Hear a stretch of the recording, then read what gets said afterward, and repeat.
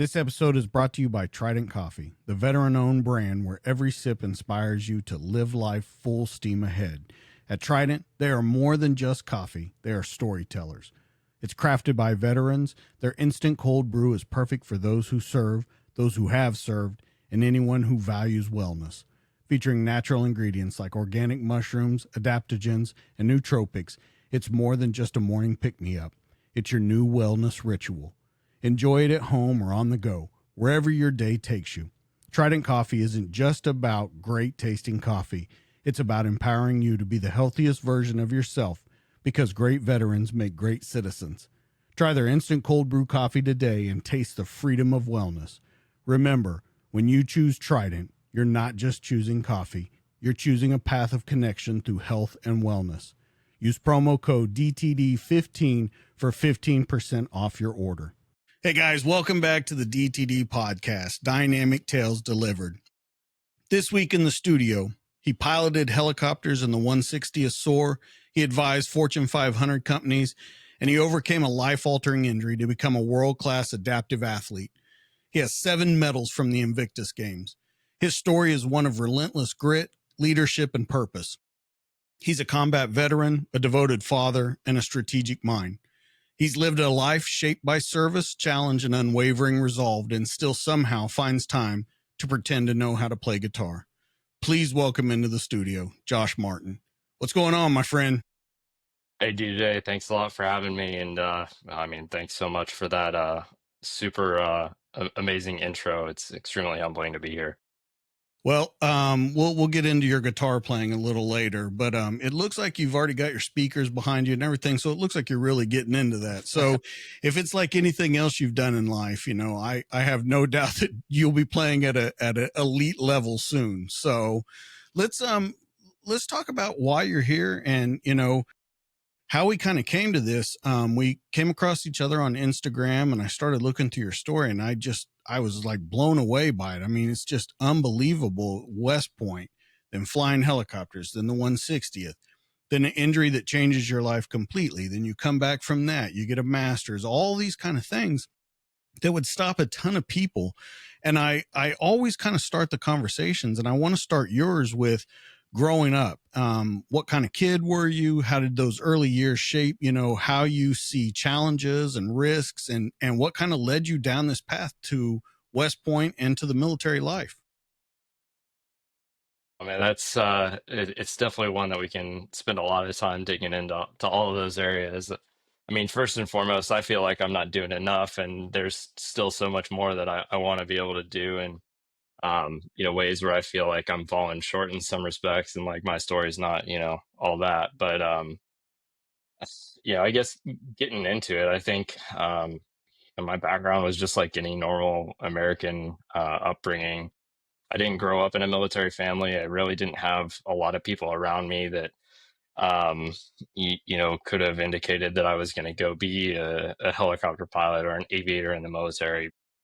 From an early age, I felt like that was kind of part of my calling. I was always super interested in everything going on above me. So I hear a plane, I'm looking up in the sky, and for the longest time, I'd set my sights on becoming an airline pilot and pursuing professional aviation at that level. And I kind of viewed the military as the easiest, well, not the easiest, but definitely the most cost effective way to get there, when you think about all the ratings that are required to get to flying at that level. I actually had a lot of pressure from my parents early on to kind of follow in their footsteps and go into medicine and you know pursue a different pathway, especially with September 11th and then the GWOT kicking off. And I think the last thing that they wanted to see me do was go overseas into danger and put myself in harm's way.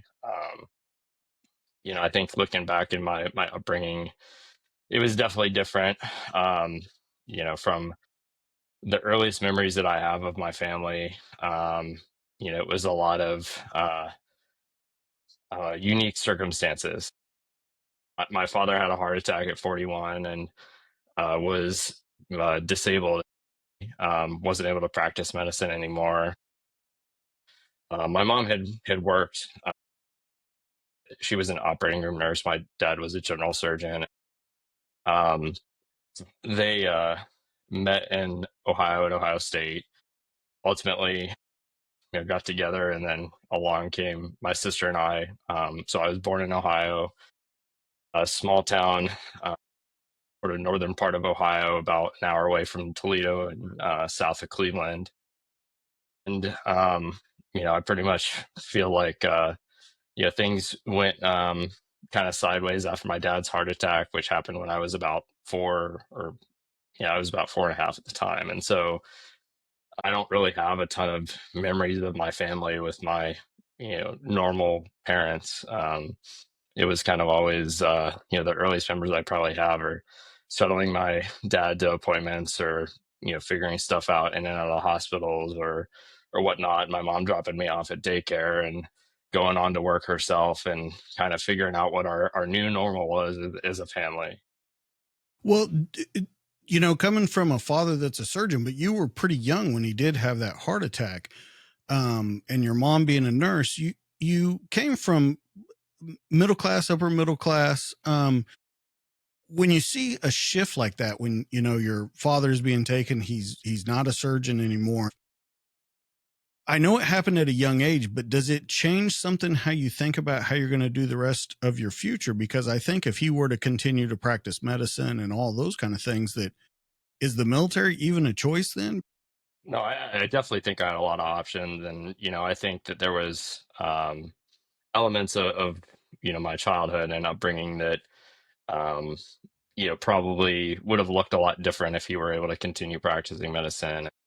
We were, ultimately kind of following his career path around.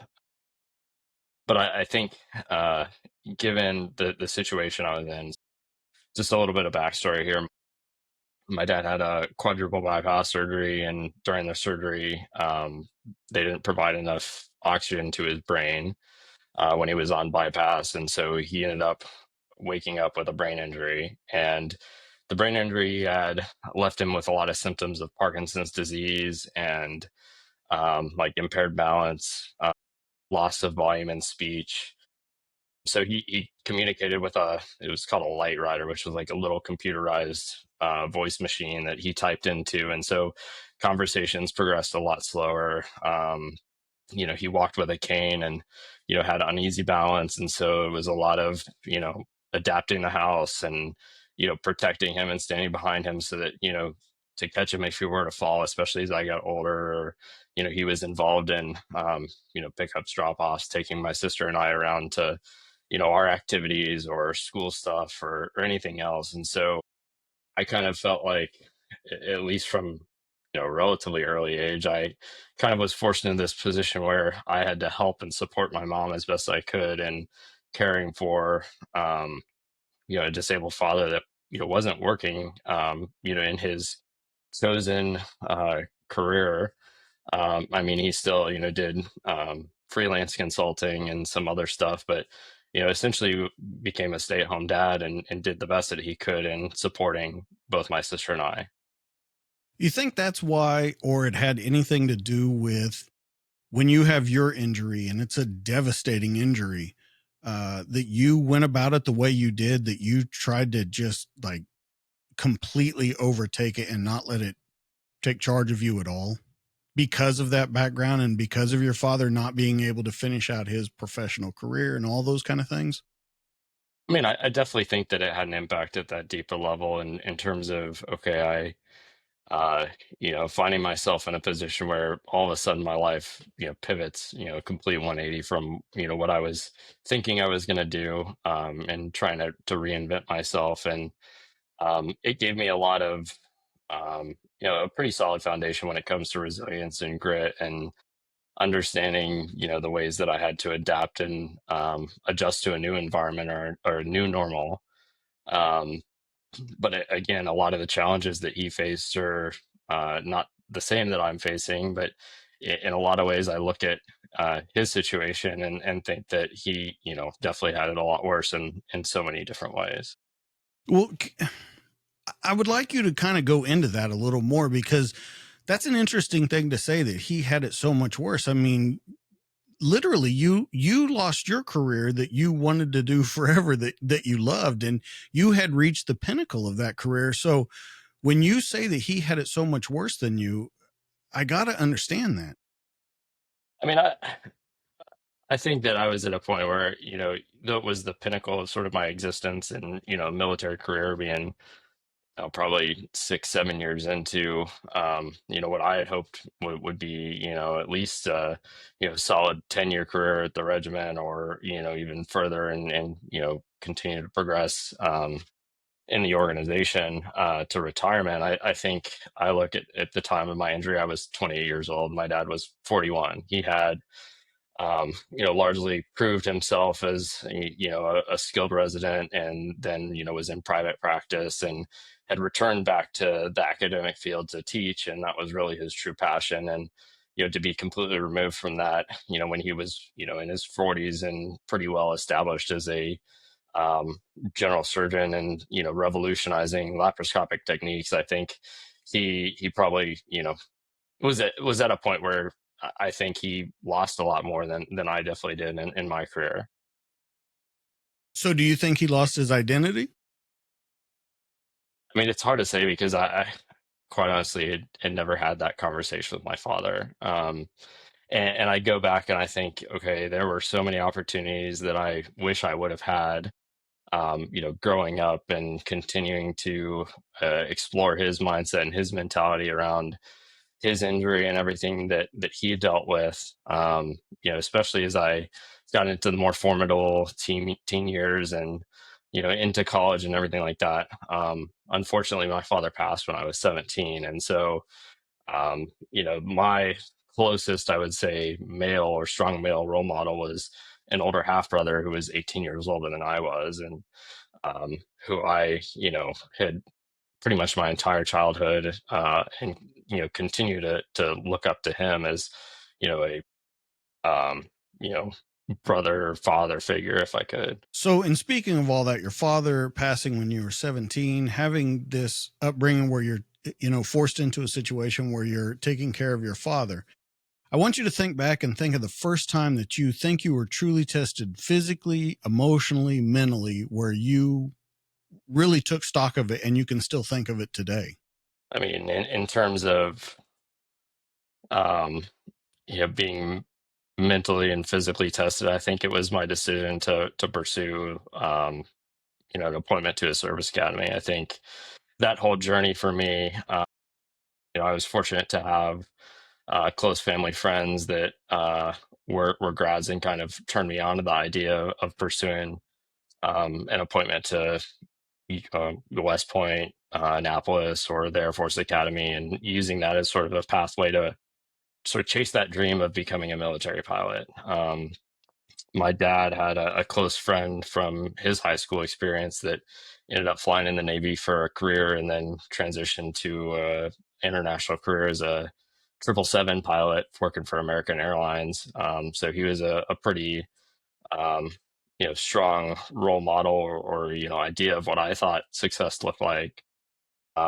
We had another close family friend that was a West Point grad from, I think, the late 70s, that ended up and served in the regiment for a couple of years before leaving to pursue a more successful career in corporate America. And then one of my high school guidance counselors was in the first classes of females at West Point, and so I think she definitely provided a tremendous help to me in pursuing the process.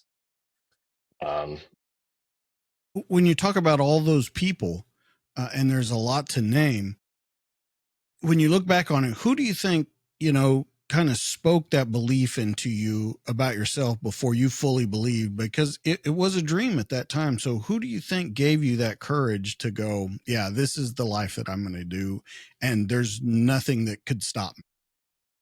I mean, I think everybody did. Everyone in their own way was supportive of that idea. I think, from being a teenager and being involved in Boy Scouts and becoming an Eagle Scout, and following my dad in that way, and then becoming a standout athlete in high school, and the connections to everybody else in my community, and those family friends that I spoke of. I think those were all blips, if you will, that sort of indicated that it would be possible for me to pursue that dream, and gave me that um, hope of turning it into a reality. And I was certainly excited and um, fortunate to be able to pursue that opportunity when I accepted my appointment to West Point, and kind of showed up on our day, never having visited the academy and never having really a taste of what the military life was going to be. But it was one of those risks that I thought was willing, or that I was definitely willing to take, to make that, more, I guess, long term goal at that point, a reality. Well, it's always a good idea to show up to something that's going to shape your life and have never seen it before. It's always, you can get behind that thought when you get Yeah. there though. And you talking about that, never seeing it before, never being in the military or anything like that. When you get there and it smacks you in the face, let's talk about how it feels, because it's a completely different, I would say, college experience than anything else. Yeah, there was a pretty significant reality check there. A lot of things that I certainly had never expected. I tried to do my due diligence, if you will, and kind of understanding what the first summer and beast barracks was going to be like, and what it was going to be like to have somebody in your face yelling at you, and all in the name of development and building character, and all of those sorts of things that you get from other people that have charted similar journeys. But I think for me, just it's just the environment that I came from, the demonstration of resilience, and the owning up and taking that accountability was I think what ultimately got me through it. Is I signed up for this. This is not something that I'm going to say I'm going to quit. That was never in my vocabulary, still to this day. I certainly try to make it so that it's not something that I'm ever willing to say, or willing to accept a no until I've thoroughly explored it, and add that reality check a couple of times along the way. But if I set my mind to something, I'm pretty driven, and chances are I'm going to continue to chase and pursue that. Is it true that you, in like your first year, you have to memorize the newspaper in the morning? Is that a true thing? There are certain bits of they call it plebe knowledge that you have to know and memorize, the a knowledge book. And when an upperclassman comes to you, and you're standing at attention or parade rest, that you're expected to be able to spout it off. It's probably less intense than it was in the way back in the day. But it was definitely one of those things that I think was a good check on building that character, and um, understanding the way things work in the real hierarchy that exists in the military, and knowing those small bits of information, whether it be current events or news headlines, or the plebe knowledge. It's just at the end of the day, building character to ultimately be able to lean back on. And when you are tested and you are thrust into environments that are totally foreign, or extremely foreign, that you're able to execute under stress. When you talk about leadership and service there, do you think that when you got there, that your views on leadership and on service were a little different than when you graduate 4 years later? I think so. I think there's definitely a good bit of the experience that are putting yourself through, that is especially those years, formative, and developing your approach to leadership, and your thoughts on what a good leader is. Granted, not everybody that graduates an academy it meets that idea of a good leader. But I think for the most part, the people that show up on day one, to when they graduate 4 years later, they're night and day different in terms of how they approach those situations, and how they carry themselves, but also are able to lead both peers, subordinates, and um, first and foremost, be a good follower. And that was kind of what I was getting to, was because like we said, it's a very different college experience than any other college that you would go to. And when you get there, you're kind of the lowest of the low, and then by the end, you're in charge, and it's a very short time frame to go from someone that's being told everything that they need to do to being in charge and telling the other people what they need to do. When you get something so rapid, because you're also trying to get your degree, there's a lot more that goes into it. Do you think that helps you as a leader on the outside? I mean, I definitely do. Yeah, I think there are bits and pieces of that experience that give you perspective that you wouldn't have from having gone to a normal college, or had the quote unquote normal college experience. I think that everything you're leaning into, whether it be the physical side, the extracurricular side, the academic side, it's all working together to mold you into um, that better version of what you can be. Well, and you're talking about a degree. Your degree was not a simple degree to get. If we can talk about that a little bit. So I majored in systems engineering. I kind of showed up and thinking that, okay, it's an engineering school.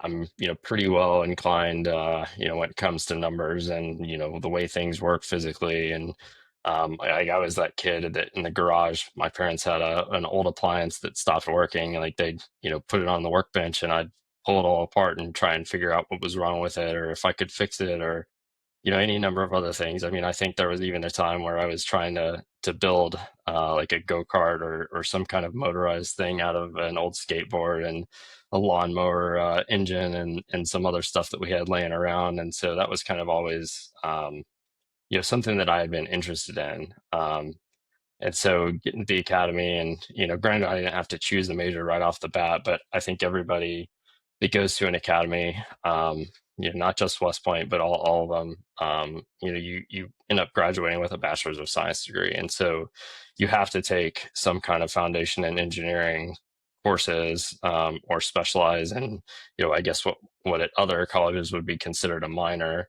in an engineering discipline, whether it's mechanical engineering, civil engineering, systems engineering, engineering management, even some other more abstract engineering disciplines. So I think everybody graduates with that sort of foundation. I doubled down and decided to major in that, and I think it set me up for the way that I evaluate and assess things as systems, as opposed to individual pieces here and there, and that ability to bring all sorts of different things together, on the academic side, and understanding how these disciplines are supposed to work together, or should in theory, definitely informed the way that I approach a lot of problems. When you graduate from West Point, and you know 17, your father passes, you still have your mother, you have the older half brother. When you graduate from there, is it as fulfilling as you thought it would be? Because I'm sure there's a lot missing when your father's not there to see, that you turned out well. Does it feel like you're missing anything when you graduate, or are you ready to kind of move on with life? I mean, I guess looking back on that, it's hard to say how I felt exactly. I felt like I was just at a point where my career was beginning, and I was excited to hit the Army and to have branched aviation and get to really realize that dream of becoming a military pilot, and excited for what came in the years following that.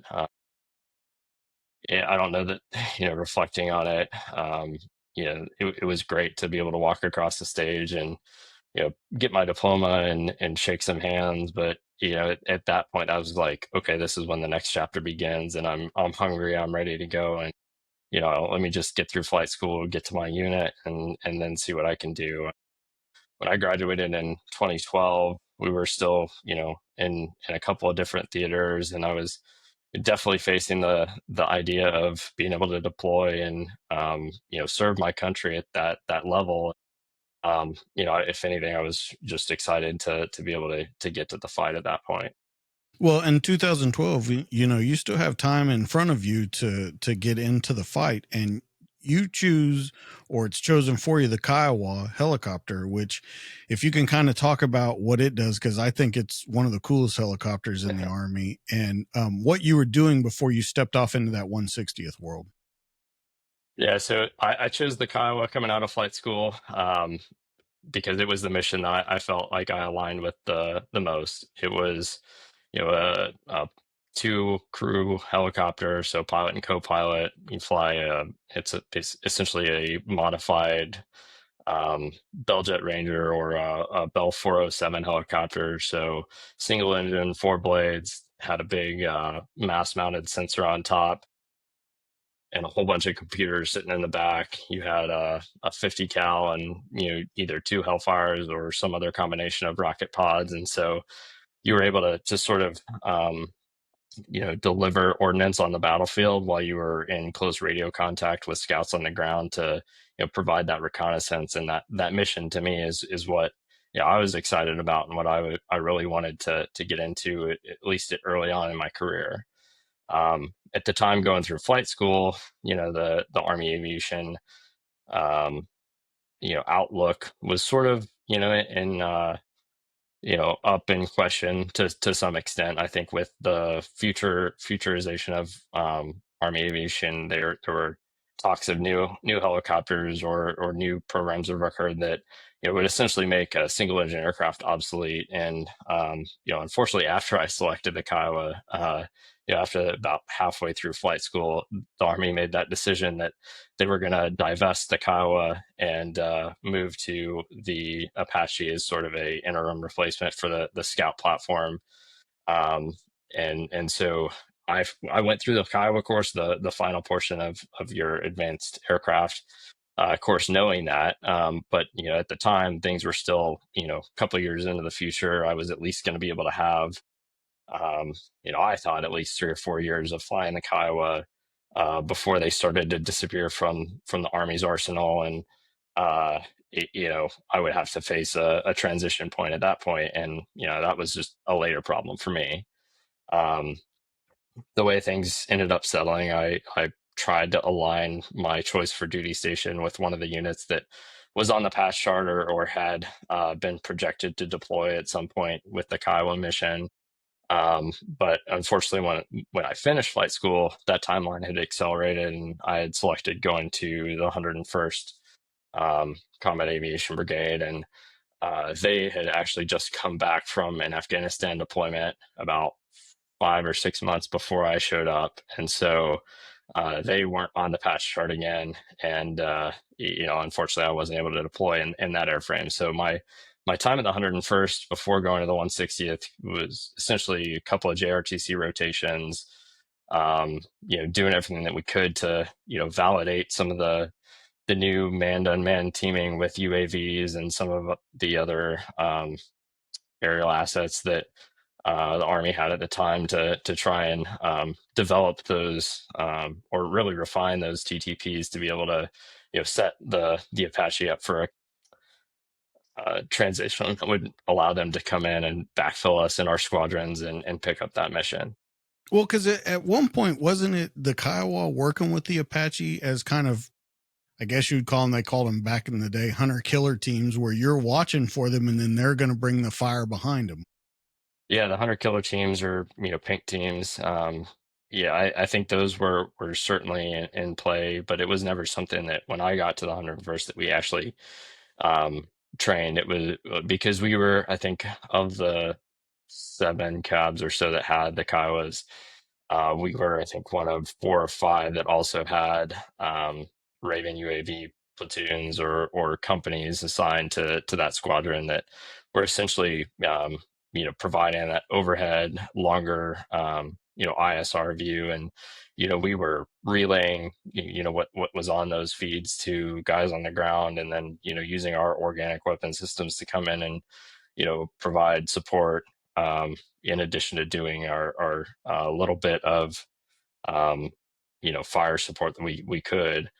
Uh, I think one of my JRTC rotations was specifically focused on the coin fight, and then the other one was, completely rolling the clock back to, the Soviet Cold War era where everything was, force on force and, kind of the masking, unmasking, doing reconnaissance that way without actually, hunting out. It was like identifying, armor and other vehicles on the battlefield and leveraging the resources, whether it was, an Apache attack team or, fires to be able to come in and neutralize those threats.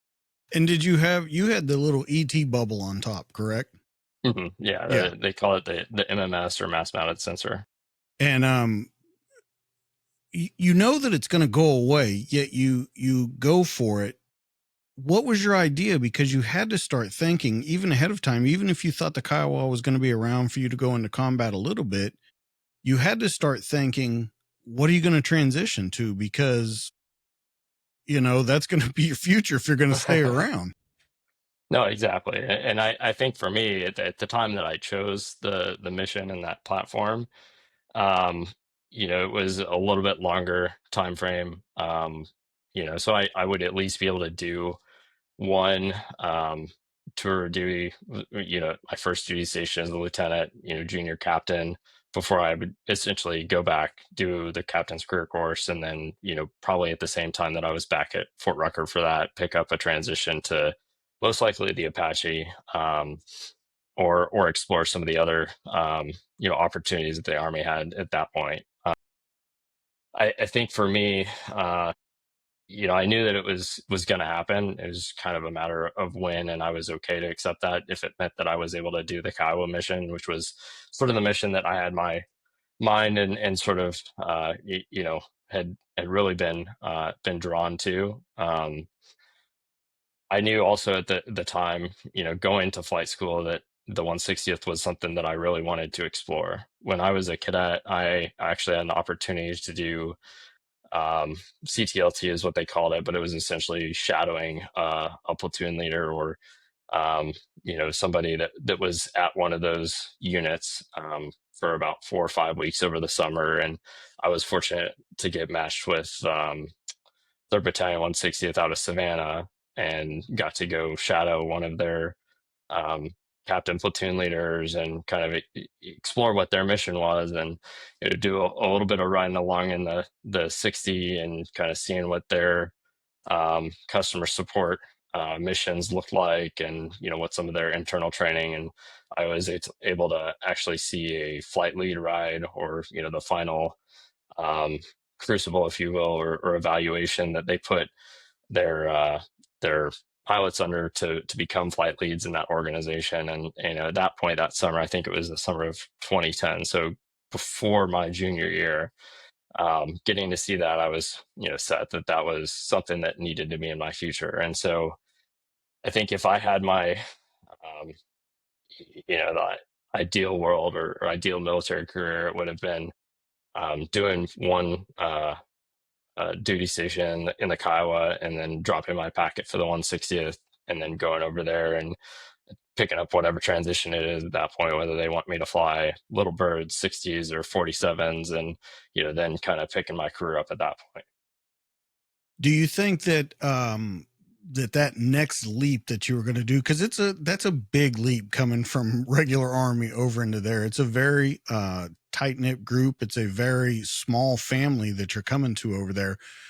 When you do make the jump over to the 160th, do you think you're prepared as a pilot?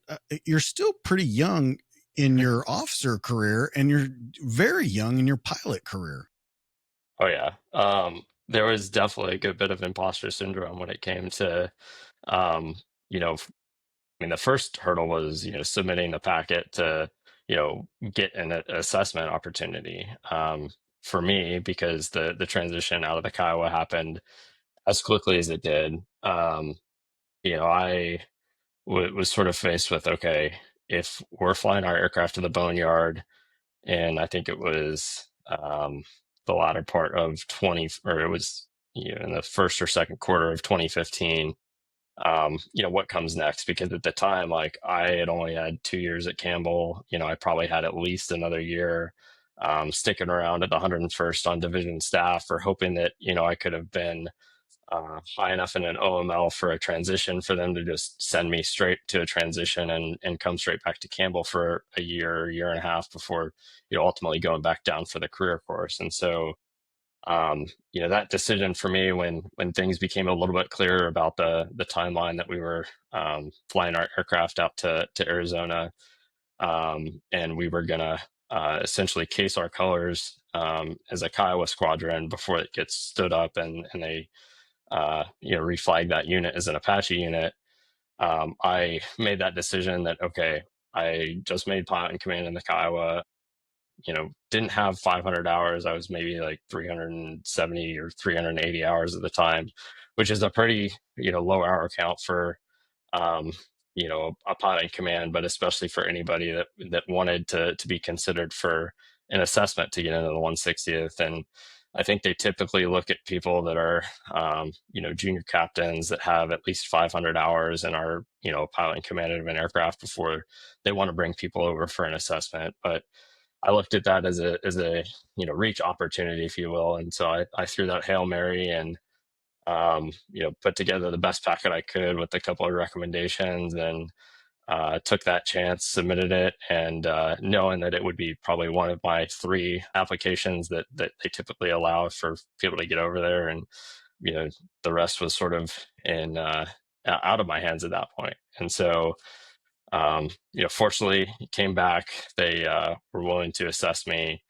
I think part of that was probably because it wasn't going to cost them anything, because I was already stationed at Campbell, and it was literally walking across the airfield to get onto the compound, and showing up for the assessment, going through the week long assessment, and then the rest was history at that point. Well, I think you leave a crucial piece out of that when you say that, we've talked about you were young in your career, young as a pilot, less than 500 flight hours. But when you transfer over, or if you are going to, in fact, go over to the 160th, for sure you're going to be flying a different aircraft, one that you never have. I'm going to be honest with you, going from a Kiowa to a Chinook is a huge difference. I mean, yeah, going from the smallest aircraft in the Army inventory to the biggest, and probably also the least expensive to the most expensive, both in terms of raw asset cost and operational cost. So it was definitely a bit of a transition. When you get accepted in, you remember the first day there? I don't think I remember the first day. I mean, there's a lot to skip over there between getting pulled over for an assessment and then actually showing up To Green once you Platoon. have been accepted. Yeah. So I think for me, when I showed up for the assessment, I was probably shaking in my boots. I had no idea, you know A, what to expect, or B, like, what are my chances here, like, realistically. Like, I had no idea. But I approached it pretty much the same way that I think I approached anything else. Was, I'm just going to give it my all, and if it's good enough, then so be it. If not, then I'll go back. I'll do whatever they tell me that I need to do to be able to mature a little bit, and give it my best shot in the next go around. But I think getting there, performing pretty well on the blind PT test that you do, and um, all the dunker and all the other elements of the assessment, that they put you through, and being able to like jump into and plan a flight route and navigate off of paper maps again, and do those sorts of aviator tasks, and be able to go into a pretty high pressure board on almost zero sleep for the week, and to be able to come out of that with the congratulations, we want to bring you over, you're going to fly the MH47, we can offer you these transition dates, and go from there. I was probably just in shock just at the opportunity that landed in my lap at that point. You don't think you were cocky at all? I I mean, I don't think I was, but I mean, I think you should probably ask some other people. Um, I, I think there's always some element of, like, you have to have that confidence. that you have a shot to be able to take it. I've always been relatively reserved and pretty soft spoken in a lot of ways. And I think in some ways that can be an asset, but in others, especially in those type A types of communities, it might be seen as being a little bit, passive. Fortunately for whatever it was, whatever they saw, it worked out. Where do you think it hurt you? Um, I mean, I think by being as young as I was, like I was still a first lieutenant. I wasn't even promotable yet. Um, it was probably just like I think there's some element of it that I look back and it's like, okay, I got offered a 47 slot because they're really hurting for 47 pilots. I think our pilot standing, in the 47 community at least, is always manned at somewhere in the 70s or 80% of what they're actually allowed to carry, and they saw it as he made piloting command relatively early in one airframe. If he's anything based on what he carries in his resume and the recommendations that he's gotten, he might be willing to one that we're willing to take a chance on. And so I looked at that opportunity as like, okay, I still have to really prove myself, and there's I can't at that point be comfortable or take anything for granted, and I don't think I did. Where do you think that for the first time you felt the gravity of doing that as a leader and an aviator, where the cost of leadership hit you kind of personally? Because you're pretty young. I mean, there's a lot of guys that had a lot more time than you. So where do you think that you felt the gravity of that? Uh, I mean, I think for me, it was always, I'm trying to remember exactly. So I was probably 24 when no, maybe 25 when I had assessed. Um, Definitely maybe 5, 6 years younger than the average pilot that gets brought over to the 160th. On the commission side, I was probably 3, if not 4 year groups behind most of the other guys that were coming in as captains. And so I definitely felt like I had a lot to learn, a lot to prove, and was certainly more in receiving, listening, observing mode than I was, okay, based on my experience. I mean, I didn't have a deployment patch. I, didn't have a lot of experience other than, just normal garrison and the routine training cycle stuff that we did to really justify any of my experiences at that point. And I mean, largely, compared to my experience at the regiment and, where I got to, I was very much one of those people that was always like, I have a lot to learn and always will. And I'm hungry for that and always looking for those opportunities where I can, continue to develop my experience and exposure and be a sponge, if you will, and really lean on a lot of the more senior aviators and more senior leaders and be able to,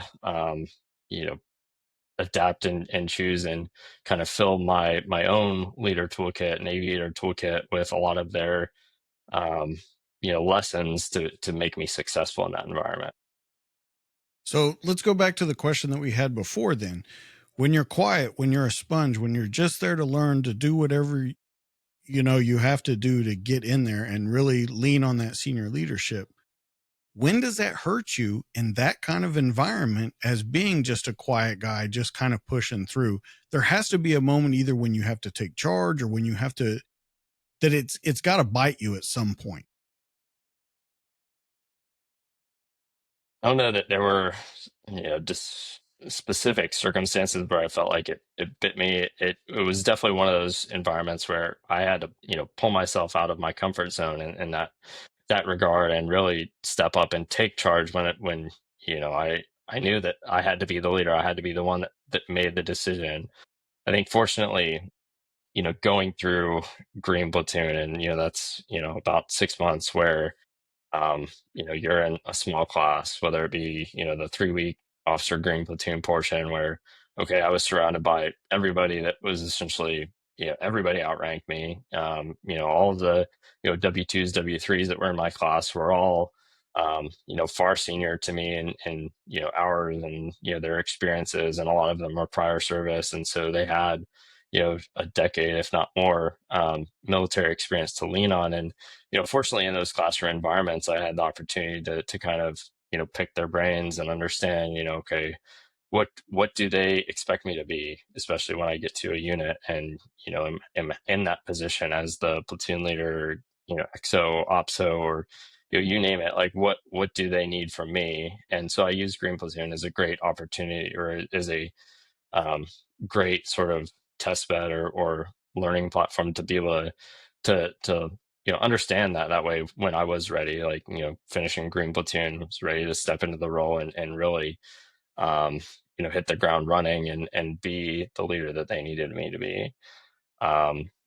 Without that, I think, easily would have been set up for failure from the start. But I think that the way that the 160th pulls people over, and, the Green Platoon experience, and the, um, just raw talent and experience that they have, and the instructors, both green suiters and contractors, that some of them were more plank holders in the organization, some of them were um, you know pilots that were in the organization since before September 11th. And so you just have so much of a knowledge and experience base there to draw from, that it was I think that experience and that ability to have that kind of on ramp, if you will, or kind of build up to when you actually have to show up and be the leader. It was what prevented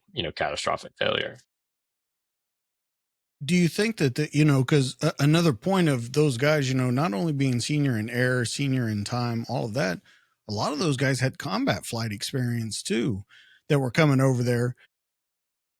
Do you think that there was ever a moment, even for just a moment, that all of that, you're drinking from a fire hose over there, that it's just overwhelming, where you're like, man, I don't know what I stepped into.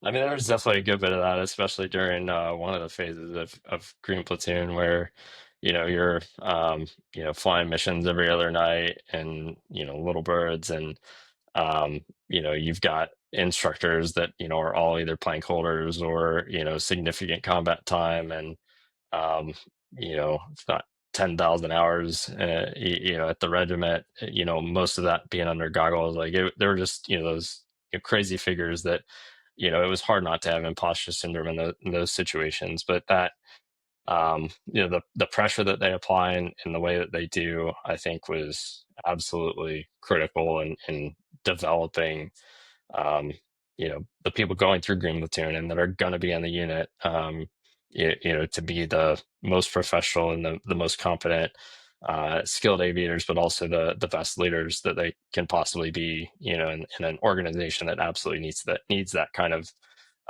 leadership and capability and talent.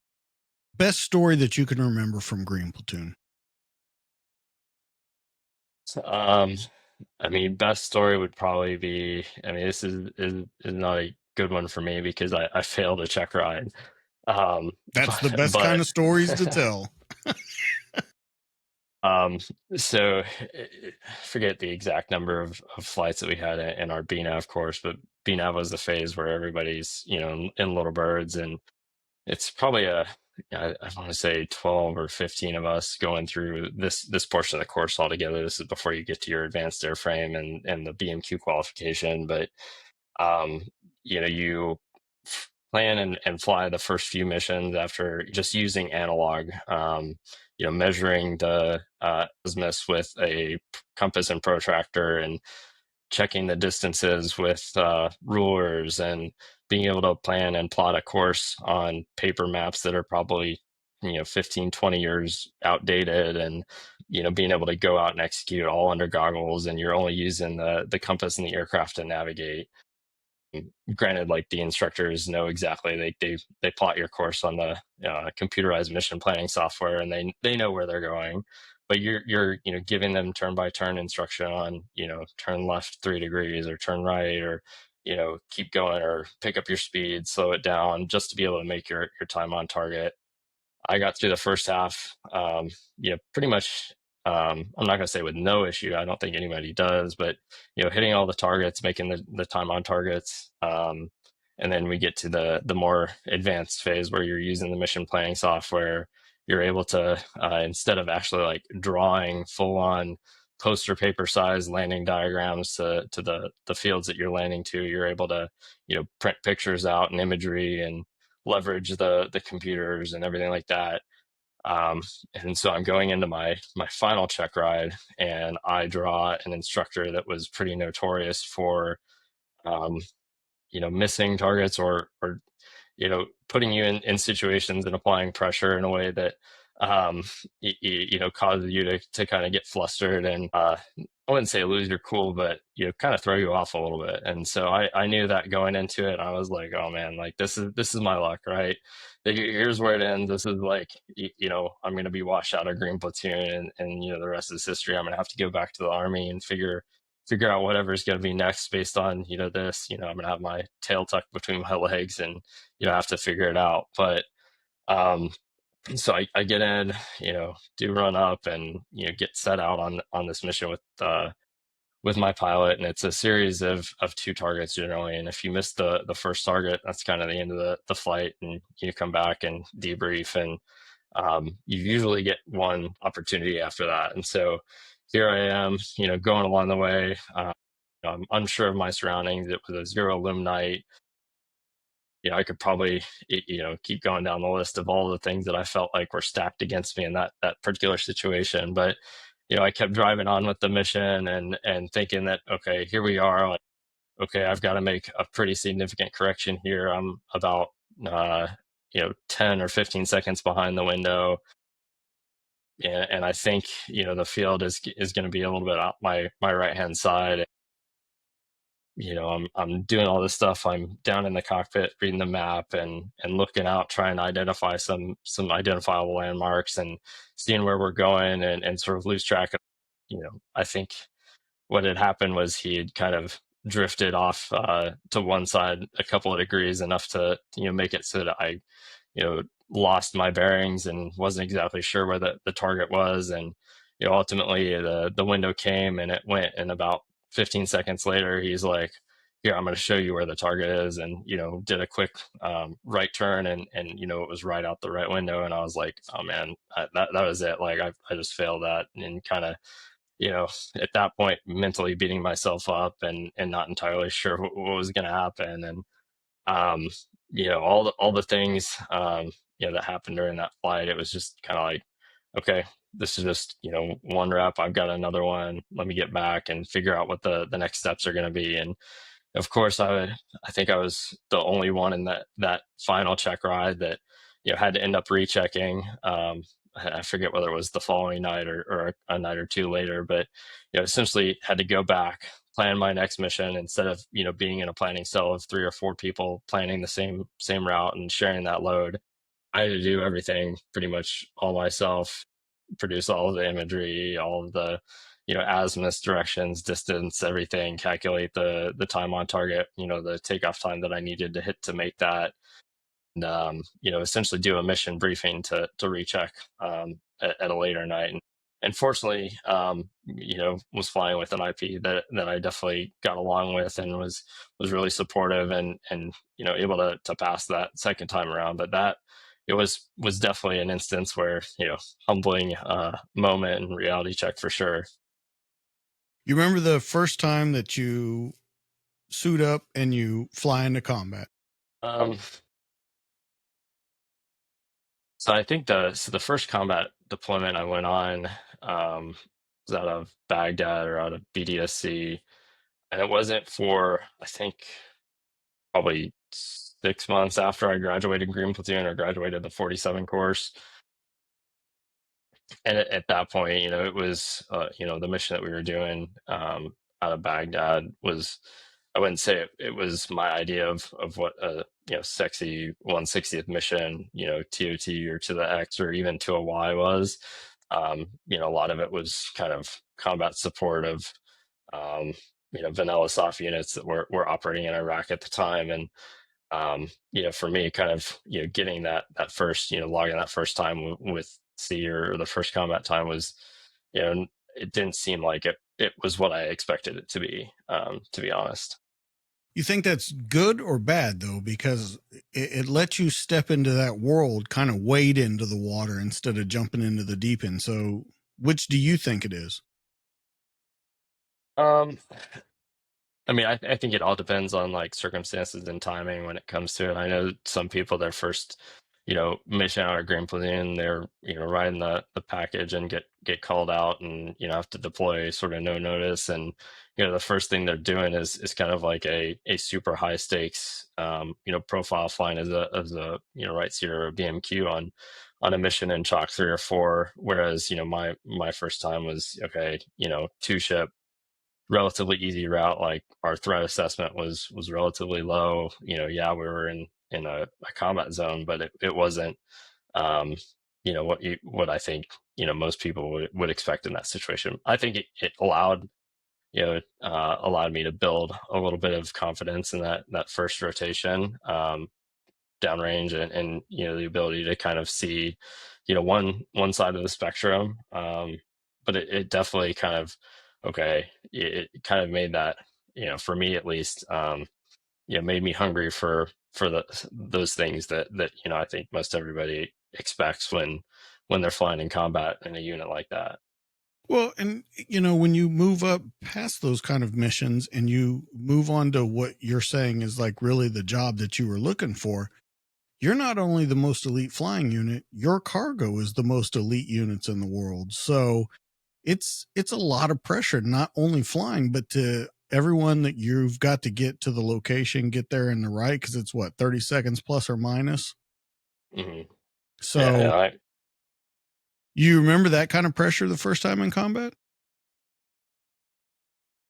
I think the first real time, there was that like absolute pressure of no fail, like plus or minus 30 seconds in a TOT type situation. Wasn't until probably my second or third rotation where I was supporting the ETF out of northern Iraq. I think that was a little bit of a different mission set. Obviously, true tier 1 customer that we were supporting. And in that set, as a 47 guy, we were not always the main effort. A lot of times, we were carrying the QRF, or elements of Rangers or recce teams to be an offset infill, or something of the sort. Not necessarily through the X, going to be a hot landing or hot infill sort of situation. When you do that, and you experience it for the first time, do you know that this is what you want to do forever, or are you kind of, I guess what I would say was like your first rotation where you kind of disillusioned, where it wasn't as much as you thought it would be? I mean, I think from the very beginning, the the customer support trips that we would do, whether they were TDY stuff or really my first longer term, or more than a week or 2 week trip with the regiment, was for a J set in Europe. That mission where we were actually training with some of our domestic soft units, as well as some of the partner nation forces, and actually doing full mission profile exercises and having to meet DOTs and everything like that. That even though it was training, or really more like an operational um, validation sort of exercise, I was set at that point. I was hooked. I was like, this is absolutely where I need to spend the majority of my career. And I was honestly, from those first couple of months in the regiment, I was like, "Oh, man, I don't want to go back to the career course. I want to stay here and continue to do this." And I mean, there was even a point in my career before my accident where I was like, okay, I'm a captain. I'm not so sure about this whole, you know, going back and being further away from the cockpit every time I end up at a new unit, or whatever the PCF cycles look like I was hooked on flying. Like that was what I wanted to do. It was, where I viewed myself and where I, viewed, where I was able to be the most authentic version of myself, and where I felt like I was, most, I don't know, operating in the zone, or like in a state of flow as I could be. When you're flying combat missions, and then, like you're talking about short trips, long trips, you're going back and forth rapidly between red zone, green zone, a lot of that. And what I mean by your body physically being on, being off, being back here, do you find it at all? I know you love the regiment, but did you find it at all hard to regulate that back and forth so much? I mean, I don't think so. I think, for me at the time, like I was single, still in my 20s, pretty young, resilient in a lot of ways, like in really, really good shape.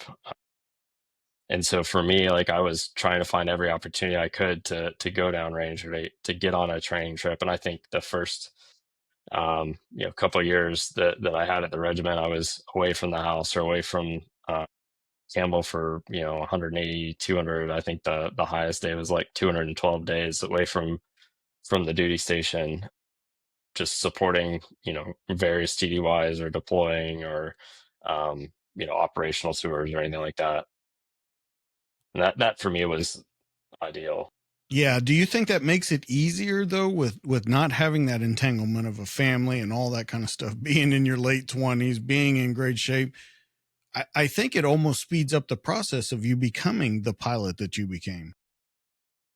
I definitely think it does. I think, those things, not having those, I don't want to call them distractions, but, essentially at that point in my life, like it had become, or, was definitely seemed like the critical part of my identity. It was, what I enjoyed the most, and really, what I was trying to index for. I think, a lot of guys that get to the regiment, they've got families, or they've been at the regiment for a decade, and, have families and young kids, like those, that op tempo really puts a lot of stress on those, support systems. And though the support, the regiment offers for, everybody, but, that there's, uh, truly renowned for the, family support and all of the other assets that are available at that level of unit, to support those systems that, are there to support the soldiers, and, try and make it easier for them to have that high op tempo and have that focus. But I don't think there's anything that, truly, uh, alleviates the stressors in that way, to those support systems. Is there a mission that stands out? And how many deployments are we talking about before the accident? So I did three three deployments, two 60-day pushes and a 90-day. Okay. Is there a mission in there that sticks out in your mind where, because as we talked about, it was rapidly pulled away from you, but is there one that you look back on that you think like, yep, that was it? One that was it, in the terms of, like this is, exactly what I'm here for, what Well, I'm not doing. necessarily that, because I know about the Europe trip and stuff, but is there a mission where like everything just clicks that you know and I'm speaking not necessarily on a deployment, but on a single mission where everything just clicked and you felt like this is the life? This episode brought to you by Nomadic Research, built for the wild and forged in adversity. Somewhere between the front lines and the firelight, a vision was born. The founders of Nomadic Research spent years in the harshest environments on Earth, where grit and resilience weren't just words, but a way of life. They saw a need for gear that could handle anything, gear that wasn't just built, but built to last. From battlefields to backcountry trails, every piece of Nomadic Research gear is designed with one mission: unyielding performance for those who refuse to quit. The founders believe in patriotism, personal responsibility, and the freedom of the great outdoors, because adventure isn't just a weekend escape, it's a way of life. Born in the heart of Afghanistan, forged in adversity, and built for the wild, Nomadic Research is gear for those who go further. You can start your adventure at nomadicresearch.com. I would say there isn't a specific mission that I go back to, and like, like everything is kicking in, and this is ideal for me, and I hope every other mission ends up being like this one. I think more than anything else, the one that is probably, I don't know, most poignant in my mind is and it's not just a singular mission. It was a, okay, there's a situation going on. We need you to go ahead and launch and fly to this grid, and you're gonna land and wait for follow-on instruction. And ultimately we didn't find out exactly what the situation was, or even me as their mission commander in that situation didn't have a real good idea until we shut the aircraft down and went into the talk at the forward station location, and understood exactly what was going on at the time. And then we ended up spending the next probably 5-6 days, camped out, just being on standby to support any contingency operations, um, in this remote sort of, I don't need to say remote outpost, but in this area where there could be any number of other things that are popping off just based on the um, political environment, and the nature of uh, what was going on at the time in that country. Being in Syria, and out at a place where the first night we were there, like we all left thinking, okay, we're gonna go, and we might have one overnight, and like so we'll all pack like a roommate overnight bag with a extra set of underwear, and maybe a tan t-shirt or whatever. But nobody was thinking that we were gonna be at this forward place for almost a week. And so I knew, and I got a pretty real reality check the first night when we heard all the Patriot missiles overflying our location, and getting ready to potentially respond to any sort of follow-on retaliation that this particular regime decided to uh, execute at that point. And that was, for me, it was like, okay, this is real. We're really here. Absolutely, we're ready, and have everything that we can possibly have in the situation to be ready to um, extract or infill or do whatever we're called to do by our you know ground element that we were supporting. Does it ever kind of blow your mind when you think about, because you're talking about being the air commander and you're what, 26, 27? Yeah, about that. Yeah, in charge of multi-million-dollar aircrafts in special operations. Do you ever just sit back and think like, holy shit, like this is unbelievable? Absolutely. I mean, it's kind of the biggest question for me is like, how am I in a position where I'm entrusted with this level of responsibility?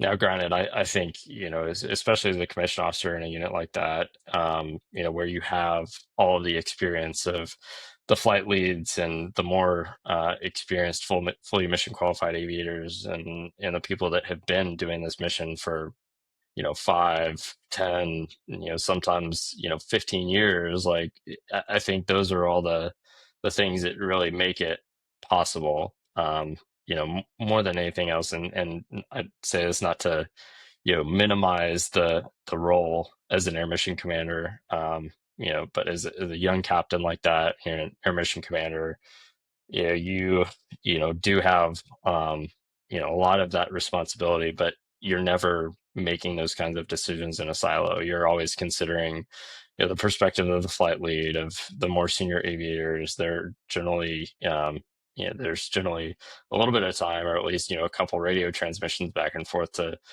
make those decisions, then to make sure that everybody's bought into what exactly you're about to do. You might be the one that is ultimately on the line at the end of the day, and probably could end up being fired for it. But I think there was something about that that to me, seemed worthy.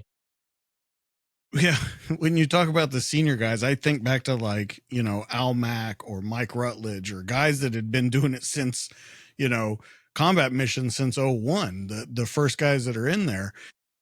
Is it ever over? We just talked about is, do you ever sit back and think, man, this is mind blowing? But is it ever, I guess the word would be, you're kind of meeting your heroes. You're seeing the guys that have done it. Does it ever strike you as like, I'm walking in, the path of giants that have come before me? Yeah, there were definitely, I mean, so many guys of the unit that were legends. Especially being a young guy in my first, second um, year at a place like that. Like I, heard all the stories, read some of the books, and honestly learned from a lot of the guys. Whether it would be in the simulator or other parts of Green Platoon, and hear some of those war stories, but then also like to be in some of the same units or sharing some deployments with some of those guys, and it is just crazy almost to be feel like you're walking in those footsteps that you have no business being in, honestly. And that was the next question that I was going to ask you. You talked about imposter syndrome a couple times. When you're around that, it's got to feel, that you have to live up to these guys. I mean, you're not just living up to them, you're living up to the story of the regiment. And, once again, we go back to you're 27, 28 years old trying to do this. I mean, yeah, it was wild. I think there's just so much of the unit that's built on that development and mentorship, and those more senior aviators being good leaders themselves, even though their primary job is to be a flight lead, or an instructor pilot, or you know subject matter expert when it comes to um, survivability, or EW threats or anything else like that. Like they all come from a super you know probably 15, at least some 20, 25 years of actual experience in the aircraft and in the mission. And they do a really good job to bring a lot of the younger guys up, especially the ones that are willing and able to seek out that advice and that development. And I think I think I tried to do the best that I could in just about every situation to be able to strike the right balance between seeking out that advice and that guidance to make myself a more competent leader and aviator, but also showing up and being the professional that I'm needed. It's needed of me in a lot of those situations. I don't think anybody is perfect, and especially being as junior as I was in the organization, there was certainly a lot of maturing and um, development that needed to take place. I mean, when it came down to it, and I ended up having my accident, I still only had about 1,258 flight hours. So maybe a quarter, if not maybe a fifth or an eighth of some of those pilots, and the number of hours they had and the experience. And I felt like I was always in that position where I had to continue to build that experience and build, become the better aviator. Never at a point where I was willing to accept, like, hey, I've kind of checked all these boxes now, like I'm in a good position to be passing any of that off by any means. So Any, and I don't know if you can say, but any names that stick out to you, anybody that you remember in specific where you really, I don't know if I'd say you met your hero, but definitely people that you looked up to? I mean, I definitely have a lot of guys. I think without naming specific names, one of the um, flight leads in my company that I really looked up to was a former Marine aviator that was actually an Annapolis grad who did a lot. Had deployed with him on one or two cycles, and had really tried to do everything I could to learn with him. And he was super willing, and approached all of our flights that we had together with a coaching attitude and sort of the right balance of instructor pilot and drilling things in as well as showing all of the things that you basically like the lessons for success and like how to get away with doing things if you're behind an aircraft or um just the vast amount of knowledge that he had as an aviator and the mission and the aircraft and throughout his experience both as being a commissioned officer um in the Marines flying, initially before he came over, he gave up that commission and became a warrant officer. But then, even some of the other guys that I was really close with in my specific unit had been commissioned officers, and they, instead of continue to progress their career as a commissioned officer, I think they were both majors at the time, but they opted to give up their commissions and become warrant officers and basically start their career as W1, W2 pilots while they're at the regiment, and are now progressed to flight leads or getting ready to retire, and those guys are the ones that I look back with and probably say were the most influential in terms of my development and ability of what I was able to experience at the regiment. There were definitely other guys flying with CW4s, W5s that had been doing this mission since before September 11th that you know a lot of times those guys are typically a little bit more removed, either up at battalion staff or on regimental staff, but they'll come down and fly some missions or a deployment here and there as a flight lead because they need to have a flight lead for whatever we're doing. And so the opportunities that I had to pick their brains or sit in a planning cell next to them or work with them, AMC flight lead sort of relationship, those are all things that I look back on and think that, like, I don't know that there's one particular flight lead or other person, senior in the organization, at least on the second battalion side or 47 community side, that I say, I never wanted to fly with again or, didn't have a good working relationship with. So we can agree that 2018, your life changes drastically. When it happens, can you take me back to the day of the accident? What do you remember about it? And this is everything: sights, sounds, smells, all of that kind of stuff. Can you set the whole story up for people to understand? So the day of the accident was Friday, April 13th, 2018.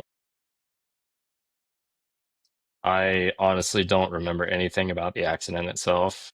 I remember uh, leaving work.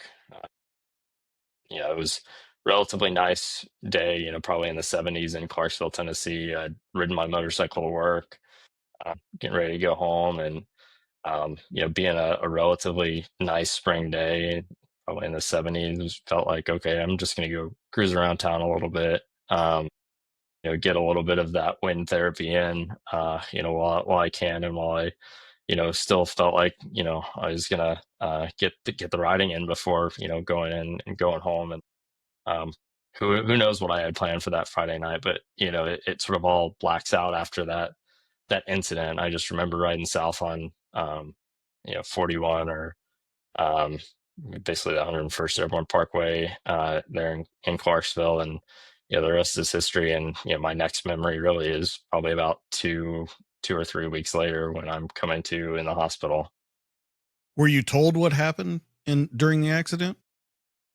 I've had a number of different accounts. I've seen the accident report. I've seen heard actually from the guy that was one of the first people on scene who put a tourniquet on my leg, who happened to be a chaplain in fifth group at the time, and heard his account and heard the accounts of the people in my unit that were there and kind of following the incident, and um, the rest of it is sort of all just the accounts that I've gotten second or third hand from my mom or other family with other platoon leaders that were in my company at the time.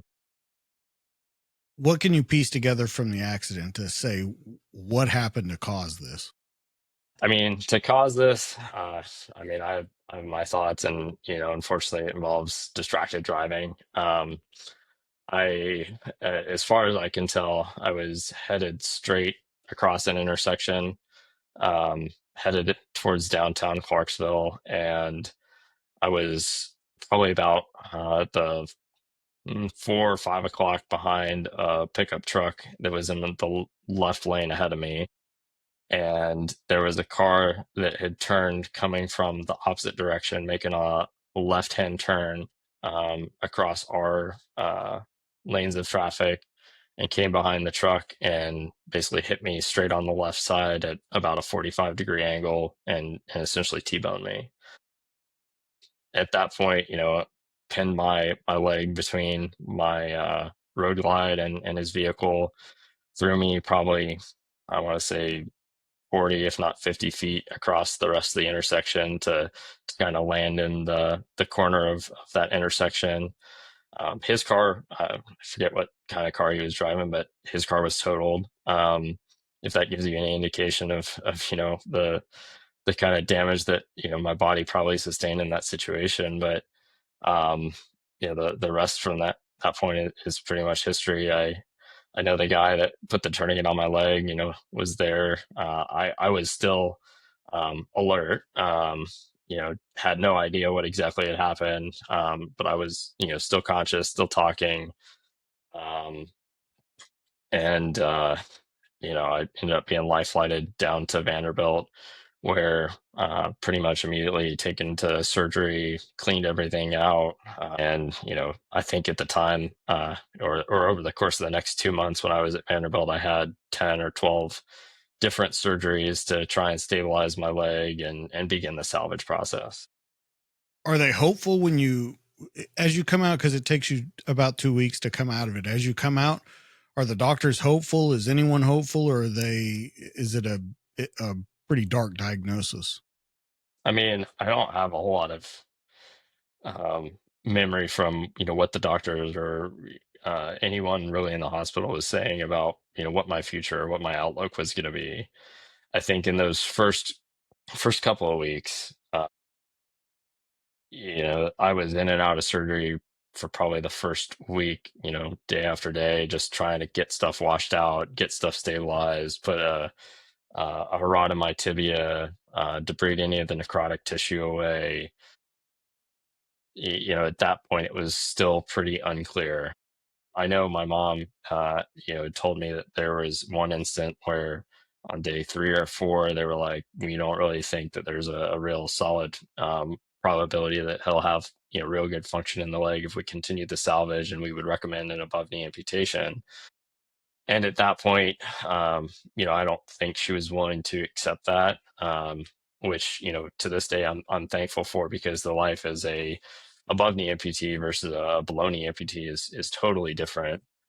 Um, but I think, that decision to continue to pursue the salvage, we kind of gave it our all, and the medical staff at Vanderbilt definitely did what they could to continue to enable that salvage. I had to go back probably weeks 3 4 for more continued washout and debridement. When it was all said and done, from those first couple of weeks, I probably had less than 50% of my calf left on my left leg. There was a whole window that was open to my tibia on the very front. My knee was immobilized, like it had been degloved from above the knee all the way down, and everything peeled back. Like, I think my foot was really only hanging on by the Achilles tendon, and maybe just some other soft tissue at the back of my leg that was kind of holding stuff still attached to my body. When you wake up and everything starts coming to, when do you think that I know you come out of it at 2 to 3 weeks, but when do you think you're first kind of really conscious about what's going on?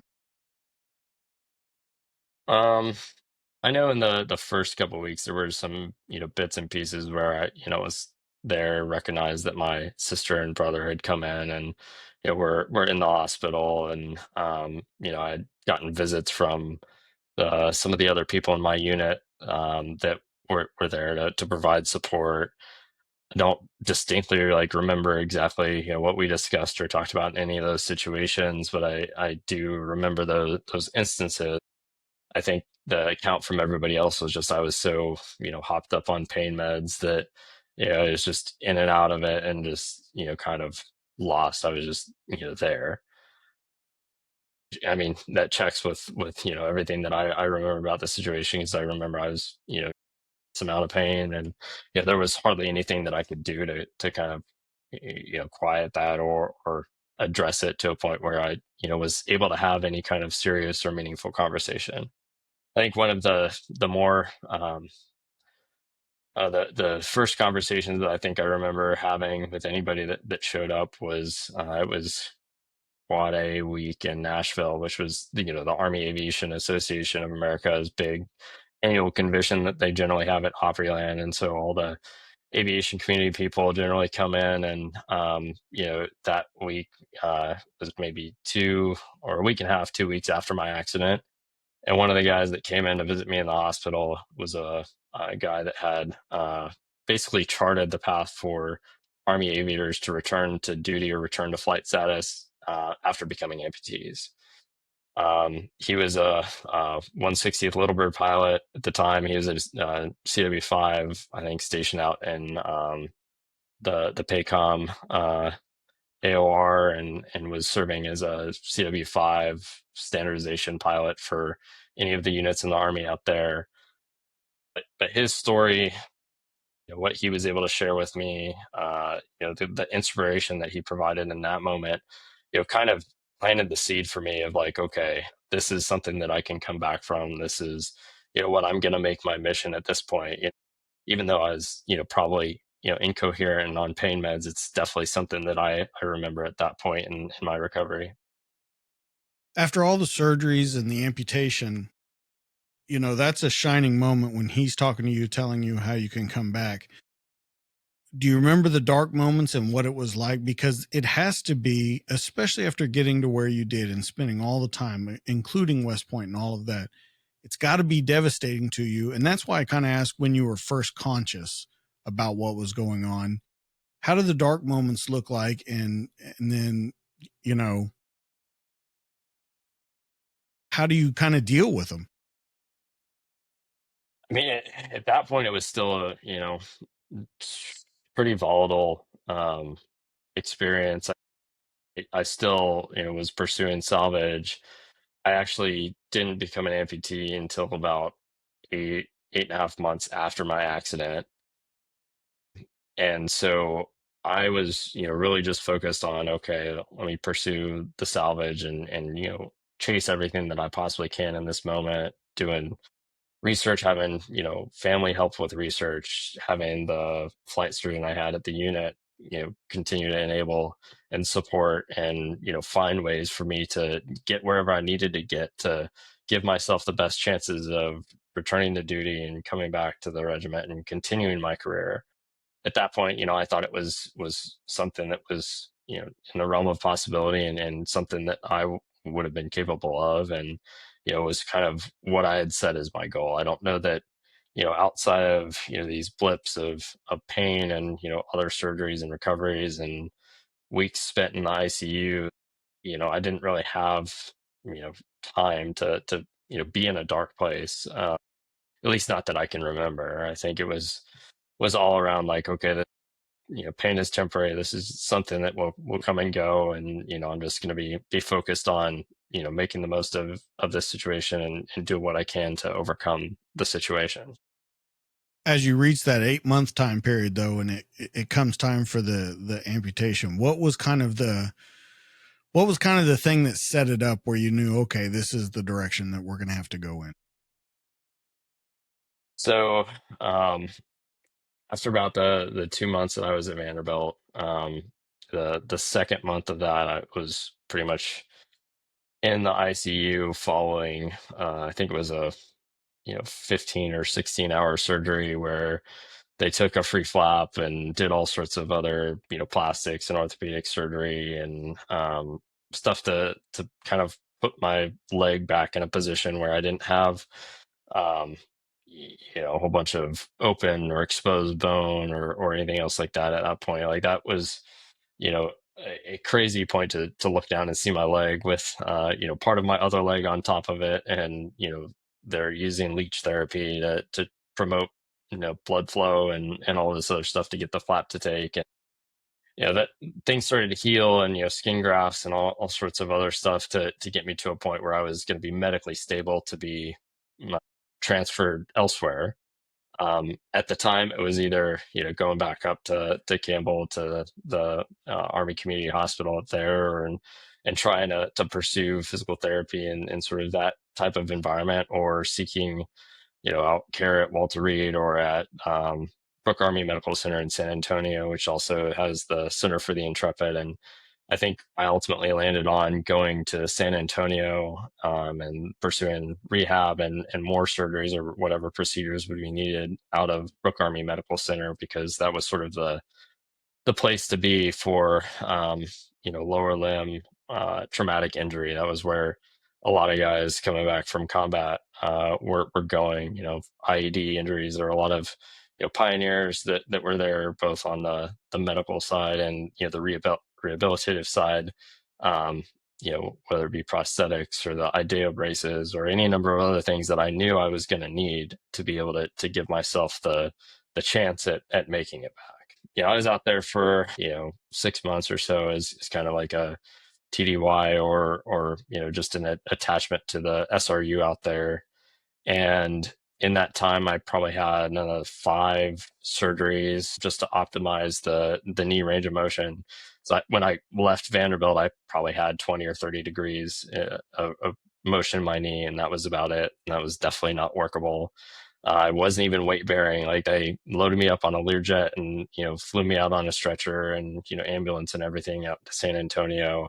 Spent the first month that I was there in a inpatient rehabilitative hospital at the VA, just trying to figure out how. Okay, I lost 45 pounds. I'd never been on my own in that situation, needed to really relearn how to do just about everything. And on top of all of that, I had a moderate TBI from the accident as an axonal shear injury, and so there was residual bleeding on the front of my brain that definitely made things a little bit slower, especially when I was, on pain meds and everything else going on. So, an element of that was the polytrauma nature of that rehabilitation center, addressing the TBI rehab at the same time as, okay, how do I navigate with, a leg and increasing range of motion, and, figuring out how to walk with a walker and navigate steps, and you name it. It was kind of like a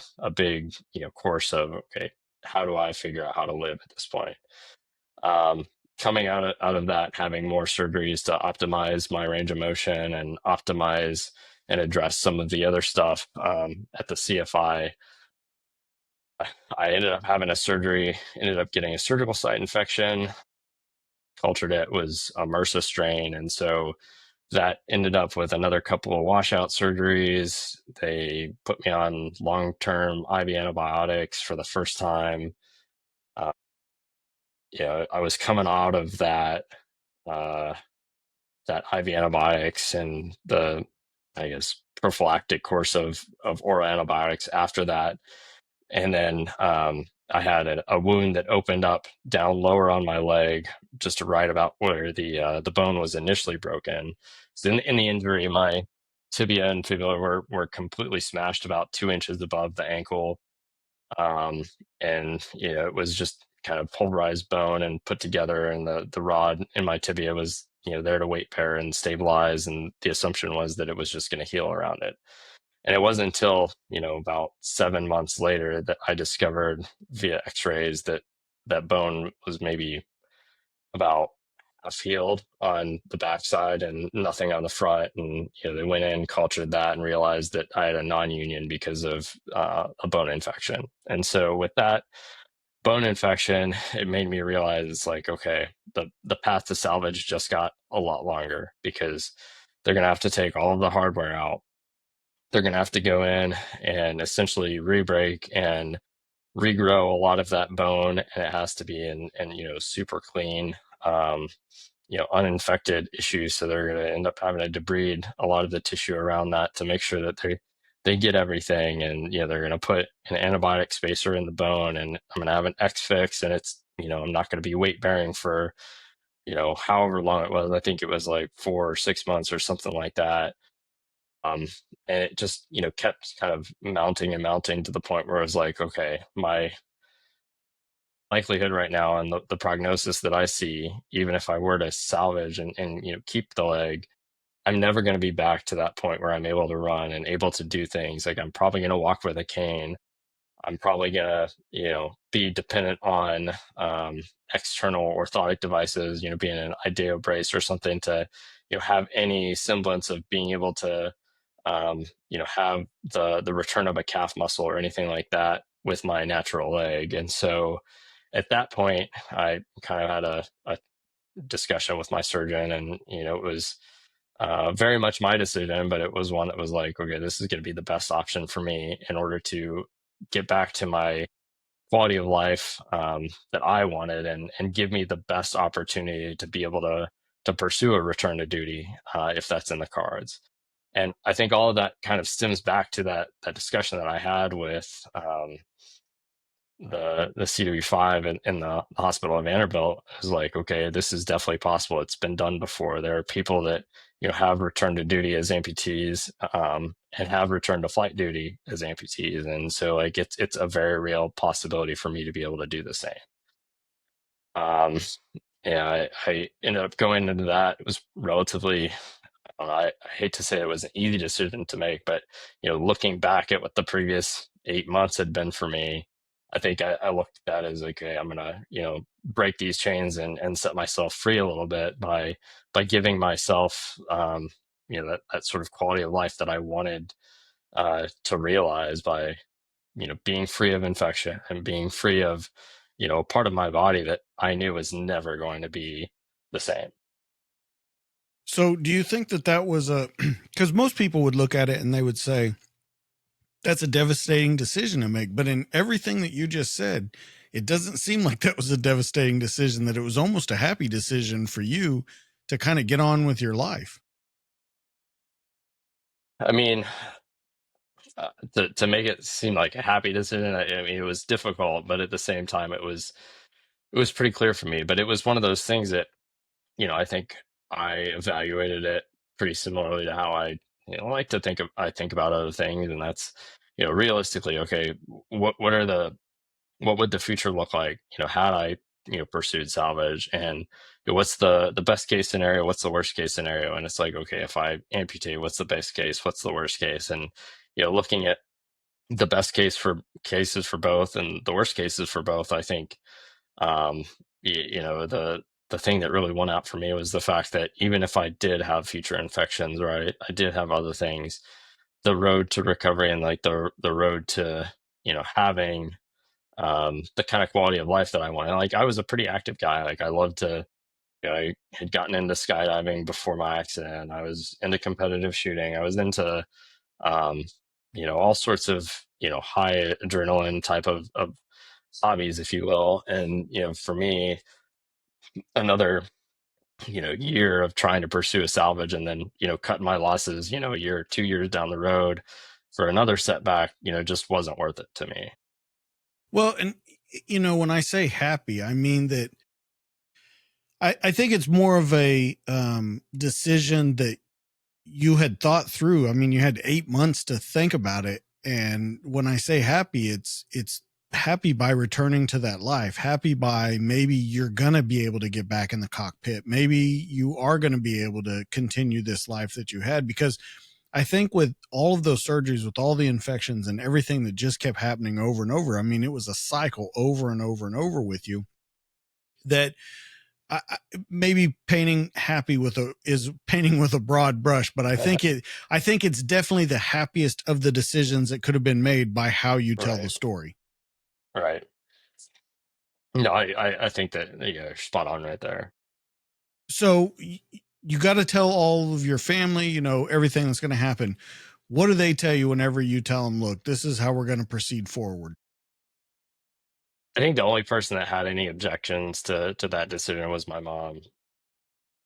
I think from her, being a medical professional and being in that line of work, she had maybe a different outlook on what it would be. And, when it's your own son and his body parts and, these things that, he worked so hard to create all these years ago, I think, she probably looked at it as oh, you're just going to give up on this, whatever. But I looked at it as more of a, okay, no, I'm not accepting, defeat per se. Like, you had the opportunity to sort of opt for a worse condition at the time of the accident when they wanted to amputate above the knee. Look at, okay, those 8 months or, number of months of pretty intensive rehab got me to the point where it's like I had almost 0 degree range of motion in my knee to all of a sudden I almost had 90 or 100 degrees range of motion, which, definitely not close to normal, but, certainly functional.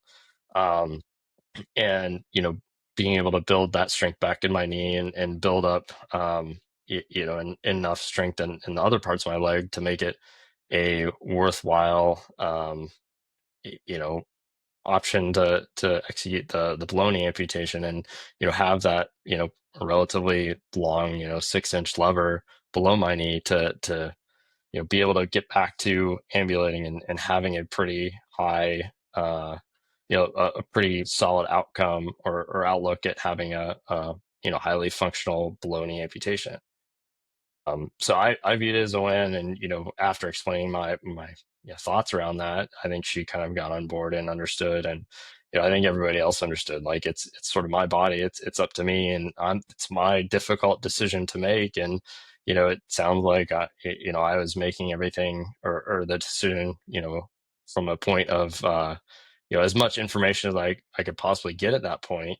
And so I don't think anybody looked at that as a um, way that they were going to change my mind. Do you think that your mom may have had, you say she's the only one that was kind of against it in the beginning because of what happened to your dad? Do you think that factored into it at all with her decision? I mean, honestly, I don't think so. I definitely think that like my quality of life and existence, had I decided to keep it, everything would have been best case scenario or best outcome. It probably wouldn't have been the same level or the same quality of life that I've had or that I've found as an amputee. I mean, I firmly believe that. And I mean, there could have been some element of that, subconsciously that sort of led to my mom feeling that way. But honestly, I don't think that, it would be hard to really draw that sort of, that conclusion from that alone. When you start taking it to your advantage and you become this athlete and you're a 7-time medal in the Invictus games, correct? Mhm. and, and it's not just I did one event and I won 7 medals in it. You did all kinds of events in the Invictus games. Why was it so important to prove how good you had become as this new person? I mean, I don't even look at it that way. I mean, there's a lot of time between, electing for an amputation and becoming an amputee to competing in the Invictus games. Sort of the path to get to the Invictus games and represent Team US, was certainly long and one that like I hadn't even thought about adaptive sports or pursuing, those sorts of outlets until, you know, a, probably a year and a half after I was out at that point. Um, and my first real, foray into adaptive sports was with the DoD Warrior Games, where I represented Team SOCOM. And that was all about, getting an email from the SOCOM Warrior Care Coalition and, floating an opportunity is like, hey, we've got these camps in Tampa. If you're interested in, potentially exploring adaptive sports or the opportunity to compete in Warrior Games, we encourage you to come out. Um, and kind of planting that seed, via an email was really the first, thought that I had at even um, giving myself a shot there.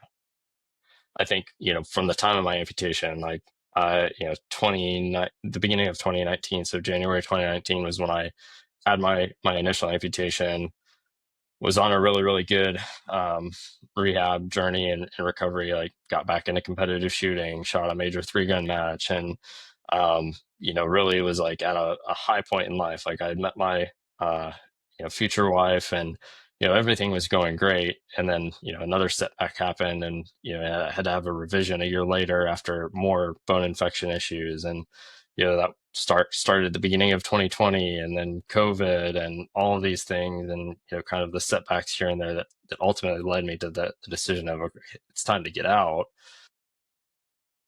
And that took time in and of itself. And I kind of wound up in this position where I was back in grad school getting that email, and all of a sudden it's like, okay, I don't have, these things are happening at times where, okay, I could probably think about doing this. Like I can take a week out of class to go down to Tampa and try this out. um and having that, and like getting to experience the adaptive sports side of things, and being back around SOCOM teammates and that capacity was energizing for me. And kind of put that spark in my mind, if you will, of like, okay, maybe I can really like index on some of this stuff and lean into the adaptive athletics, and find a new competitive edge when it comes to these sports. And really pursuing the Warrior Games was the first opportunity of that. And I probably wouldn't have gone to Invictus Games if I hadn't done well there. And the Invictus Games were just another opportunity for me to kind of lean more into that, and pursue that opportunity to have the camaraderie again, and the brotherhood of other wounded, ill, or injured service members around me, and get to experience those relationships and that competition at that level. And just earlier this year. Well, you're one of the most positive guys I've ever talked to on this show. I mean, when I ask you about dark days, you didn't see them. You made the decision to do what you did. You're a very positive person. And I wonder though, does it ever, peek its head out? You, like you said, you are moving on, you're back into shooting, you've met your future wife, you're going great as an amputee, and then you have to get a revision and you've got bone problems. Do you ever go, what the hell, can I just catch a break? And especially going into 2020, because it was horrible to try and get into hospitals. I've talked to a couple of guys on the show that, they were separated out and it took them forever to get the surgeries done. Is there ever a point where you just look at it and go, come on, man, let me catch a break at least? I mean, there were definitely parts of that journey that I was like, can I at least catch a break here? It seems like I've just been dealing with nonstop issues for the past, going on 2 years at that point. And yeah, there were definitely some lows. I think the way that things wound up, and the timing, that the lowest point for me was the decision that, okay, I was um about, I think, 8 years in my time in service at that point. um I still hadn't been to the captain's career course, which typically would have happened a couple years previously for me. And so the likelihood that I would have hit the necessary gates to remain competitive for promotion, was slim, if not like zero. And so for me, the lowest point, all of that was probably making that decision that, okay, um, I'm just gonna go ahead and uh, kind of opt for the med board at this point. Whatever they tell me, I know that they're going to tell me you're out, like you're not qualified to, fly or to continue service. Here's your medical retirement. Good luck on, in this next chapter, kind of thing. And so I looked at that and I thought, okay, this is me saying I quit in that moment. And it was, sort of one of those hard pills to swallow, or for me to, really self-justify. I think, given the environment and everything else that was going on in life at that point, fortunately, the revision, or like the uh, bone infection issues happened when they did, and kind of manifested at a point where I was able to get in, have my revision done before all of the hospitals shut down in 2020. I had, it was literally, I think, to the same week a year later from my initial amputation, I had my first revision done. So I was able to get through that, get into a test prosthetic before the whole DoD health system shut down, and it was kind of like pulling teeth to be able to get an in-person appointment for anything. And so I kind of gotten set on that journey again to be walking and back up in a prosthetic. But I was at that point, like I said, the year mark where it was like, okay, this is now that I had a revision, and it's not like I was going to go test and demonstrate that physically I'm able to do this stuff, and able to get back sort of on the horse and go back to the unit and do my job.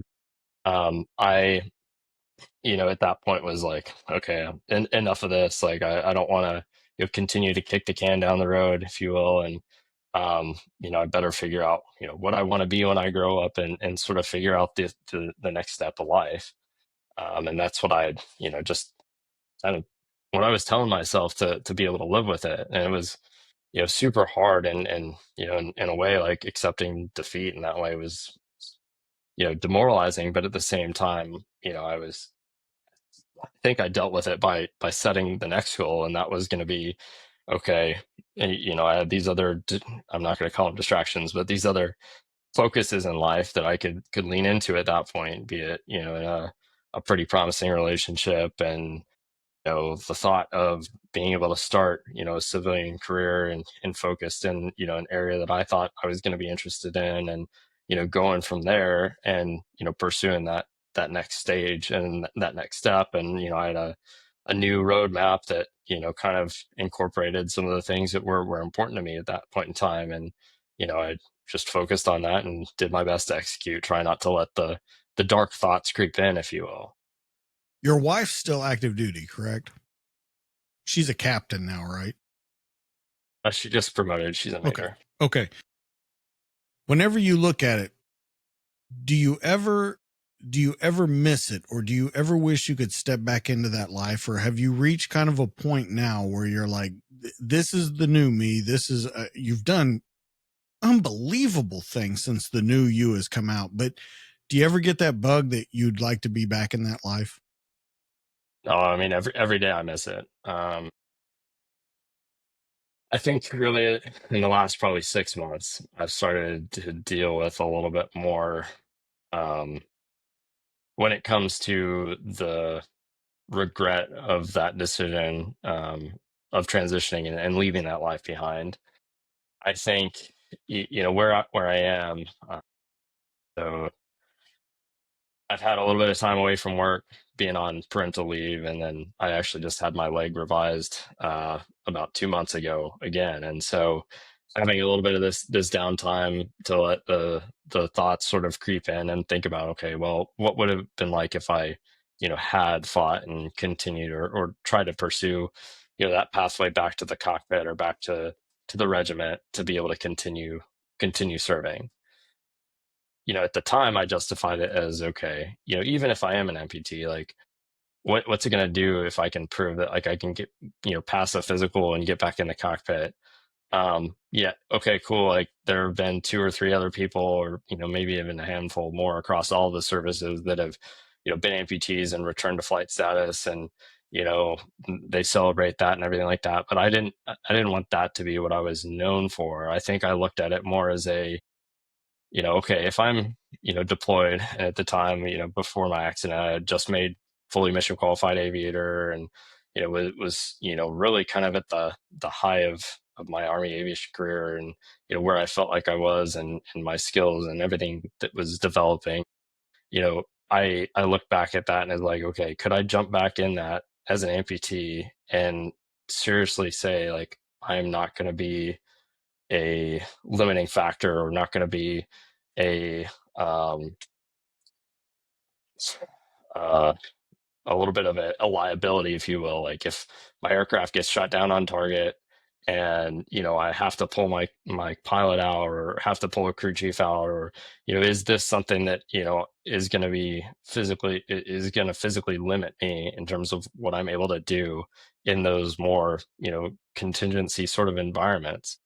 And I wasn't able to say confidently at the time, like, yeah, no, absolutely, I'm totally going to be able to do that. Like, it's one of those things that, okay, my real probability of, if I had gotten back to the regiment, or if I was able to get back on flight status, I probably would have just had to accept being a maintenance test pilot, or some other kind of, support pilot that, isn't in the thick of things doing, the part of the job that I think I loved the most and really wanted to get back to. And so that's what, helped me justify to myself, whether it was right or wrong, that I was making the right choice by continuing to pursue the medical retirement angle.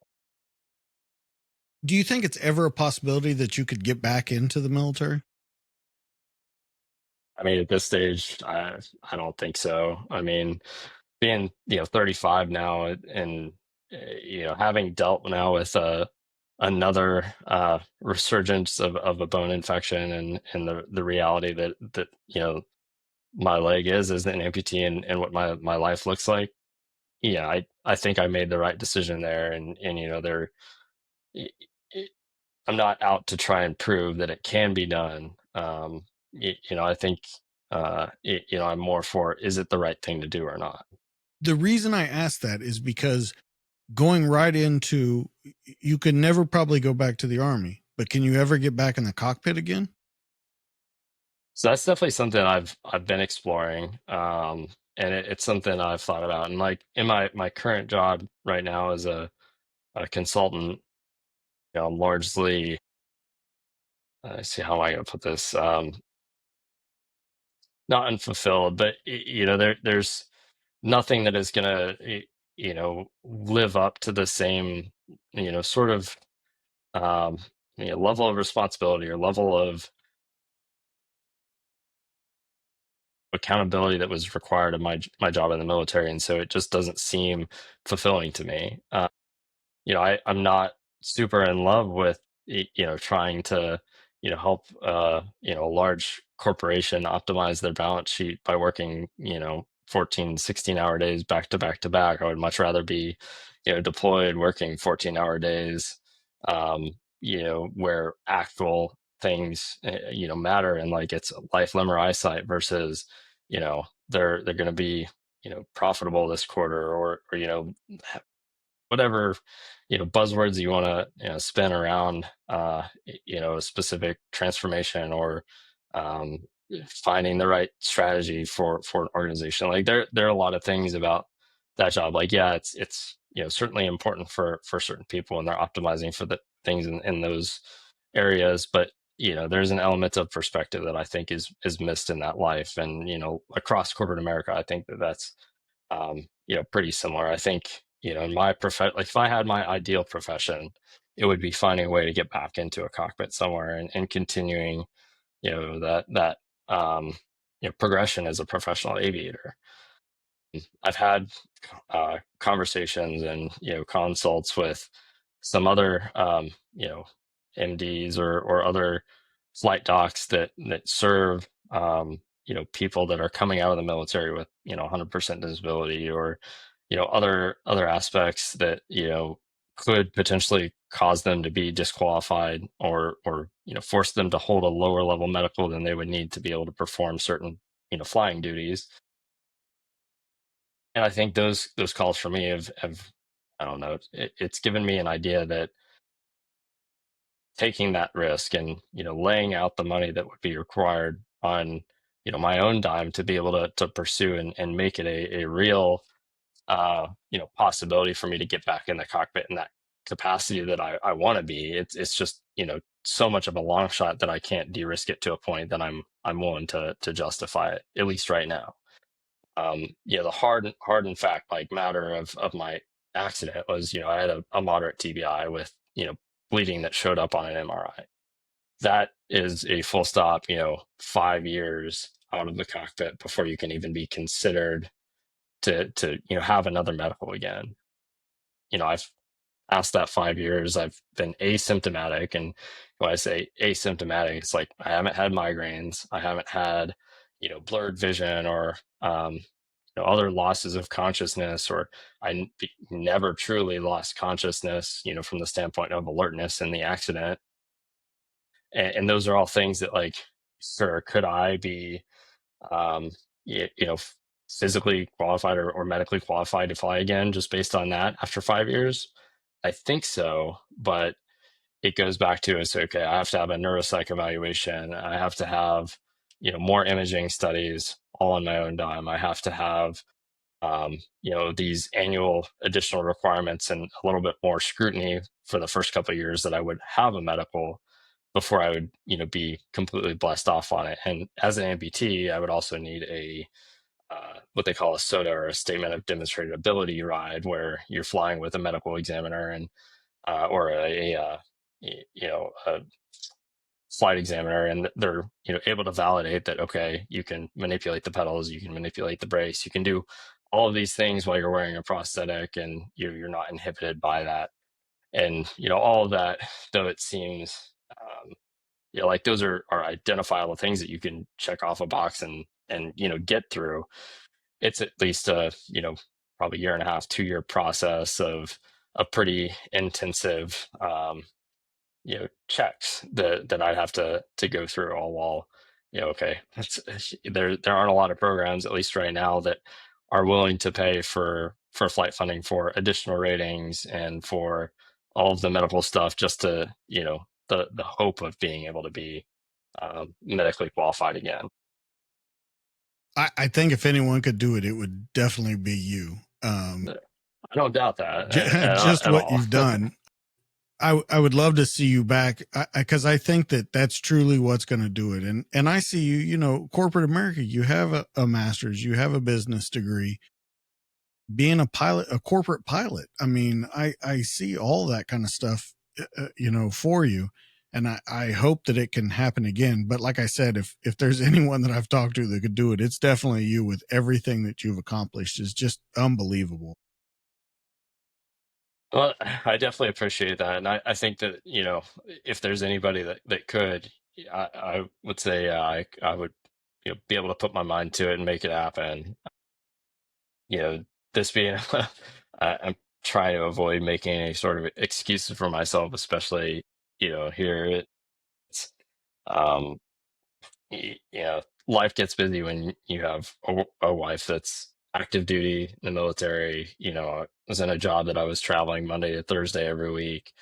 um, my daughter is 6 months old, and my son is 3 years old, and so there's not a whole lot of time outside of any of those outlets, if you will, professional or family, to um, feel like there's a reasonable chance at making that a success. I mean, I definitely think that I'm trying to get more involved in my community and finding the flying clubs that will be able to help enable that, and at least get me back into the cockpit once a month to kind of pursue that outlet and find ways to get back to it. I definitely am not willing to say, like, absolutely never again kind of thing at this point. It's more of a when, and what's it going to take for me to make it happen, and what's a realistic time frame, and charting out exactly what it's going to take, and still in a little bit of a fact finding mission at this point to find the right recipe, if you will, to get across that line. But it's definitely one of those things that I'm thinking about still. So what do you think's next for you? uh I mean, there's I would love to be able to go back and continue to lean into the adaptive sports side of things. I really feel like I've gotten a good little bit of a career start into corporate America with the consulting gig, that continuing that for probably the rest of this year, and then making a little bit of a pivot back to something that's a little bit more um, mission oriented or mission focused, if you will, will help level things out and make my professional life a little bit more um, fulfilling. I'm trying to take the time that I've got right now to really lean into and solidify or strengthen the family relationships, and be supportive of my wife and of my kids, and what things are next for us as a family. um, but I think, if I had to be, and it kind of sounds a little bit selfish for me right now, I think I've got my eyes set on, pursuing international competition and skiing potentially, and potentially in para rowing. I think those are the two things that, based on my performance in Warrior Games and then in the Invictus Games, that I think I probably have the greatest chance at making a national team, or becoming, you know, a potential. I hate to say, Paralympics is on my radar, or in my goal sheet, but um, if things line up and I'm able to, at this stage and this stage in life, be able to push for that, I absolutely want to be in a position where I can pursue that. Adaptive sports, really, in my experience, in these last couple of years, has been, I think, what's helped me stay positive and helped me maintain, a specific mindset that I think has allowed everything else to stay on track. Without that focus and without that competition, like, I've been a competitive person. Like, I wouldn't have done all the things that I've done without thinking about, things from a non-competitive, mindset. I think uh, those teams, be it the SOCOM Warrior Games team or Team US, have provided the camaraderie that I've needed since, being away from the regiment. That I thought was something that I would never be able to replace. And, I don't think that those do, but I think that they're about as close as I'm going to get, especially when it comes to, working in an area that I do. I don't get the same sort of engagement or camaraderie from, my work community that I do from those sports, and putting myself through those challenges alongside other people that, some are, wounded far worse than I am. And, um, there are a lot of inspirational people in those circles, and a lot of really tremendous stories that I think I look at myself and it's like, man, like, I need to kick myself in the butt, because the way that I'm feeling, or the way that I'm down about myself for this, when you're showing up the way that you are, it's just like no excuse for me, right? And I think that those sorts of experiences are really what I'm going to try and continue to chase, and find ways to, use that as strength to stay mentally positive, and to, address some of the more, mental sort of demons that seem to be manifesting as I've, been here the last couple of months. Where do you think people can find you? I want them to know more about your story, where people can make contact with you that maybe know about the flight stuff or more about the adaptive sports. Where can people find you, including social media, everything? My Instagram is probably the place where I would be most active, and able to engage with people, and where people can kind of see just the range of things that I've posted over the last, decade or so, that give, a little bit of a insight into, the kind of person I am, what I'm into. And, largely, if you look at my Instagram feed, it's probably, super random, and, always happy to engage, and, start a conversation or answer questions about anything. Literally, I'm an open book, and nothing is off limits. My Instagram handle there is the Indian Outlaw, or the underscore Indian Outlaw on Instagram. People can find me on LinkedIn. Always happy to engage on LinkedIn. There are probably a million Josh Martins out there, but if you search Josh Martin and then some element of West Point or Vanderbilt or McKinsey, probably be able to find my profile. Um, and I mean, those are probably the two best places to engage with me, or follow, or hear more about my story. Definitely, a little bit different content in each of those places.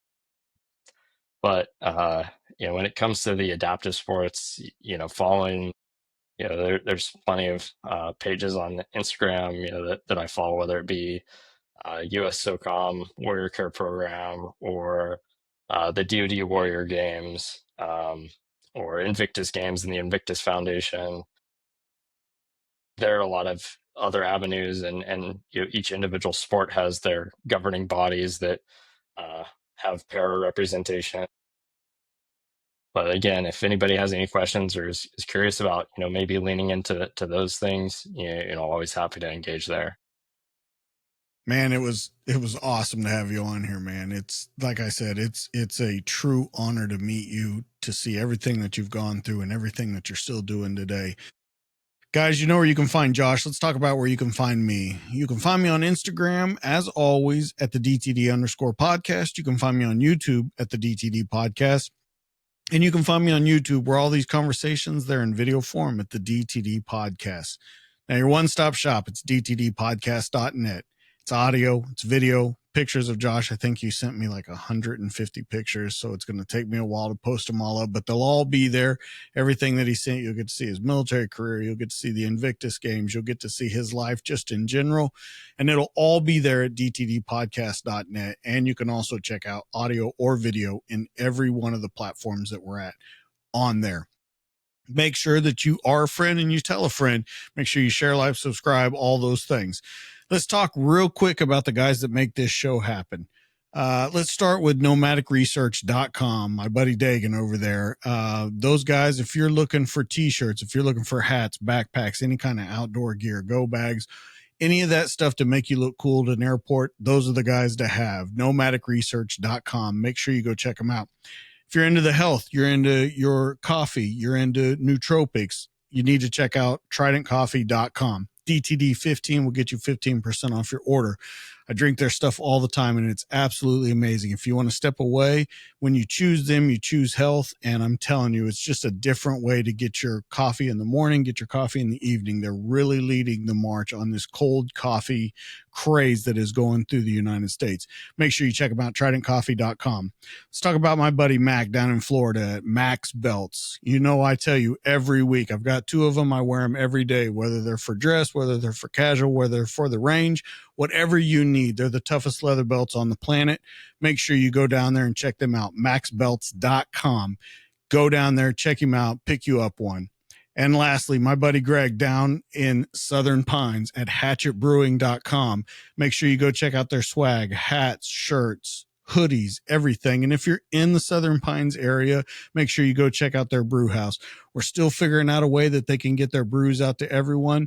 But if you want a truly SOF, initiated program, it's those guys down there, those soft guys down there. Everybody loves them. I've never heard anyone say that it's not the best beer in Southern Pines. So make sure you go check them out, hatchetbrewing.com. Guys, that's going to be it for this week. Thank you so much. Make sure you go check us out. Once again, make sure you share, like, and subscribe if you like everything that we're doing here. That's going to be it for this week. That's Josh. I'm DJ. This has been the show. We'll catch you guys on the next one. See you later. This episode brought to you by Mac's Belts. Guys, are you looking for a perfect accessory to wear every single day for every single scenario? Well, you've come to the right place. We all know that nothing stands up to wear and tear like a good leather belt. If you're looking for the toughest leather belt on earth, then you've come to the right place. Mac's Belts. They're handcrafted in the USA by veterans who are serious about their craft. And if you're looking for a belt that's tough enough for your active lifestyle and help support those who've given so much to our country, look no further than Mac's Belts. It's the toughest belt on the planet. It's a perfect solution for casual or dress wear and ideal for utility and firearm carry. It's the highest caliber of American craftsmanship, and it also positively impacts our military charity partners. Once again, Mac's Belts, you can't go wrong with them. I wear them every day. They're the toughest belt on earth. And you can find all of this and so much more at maxbelts.com.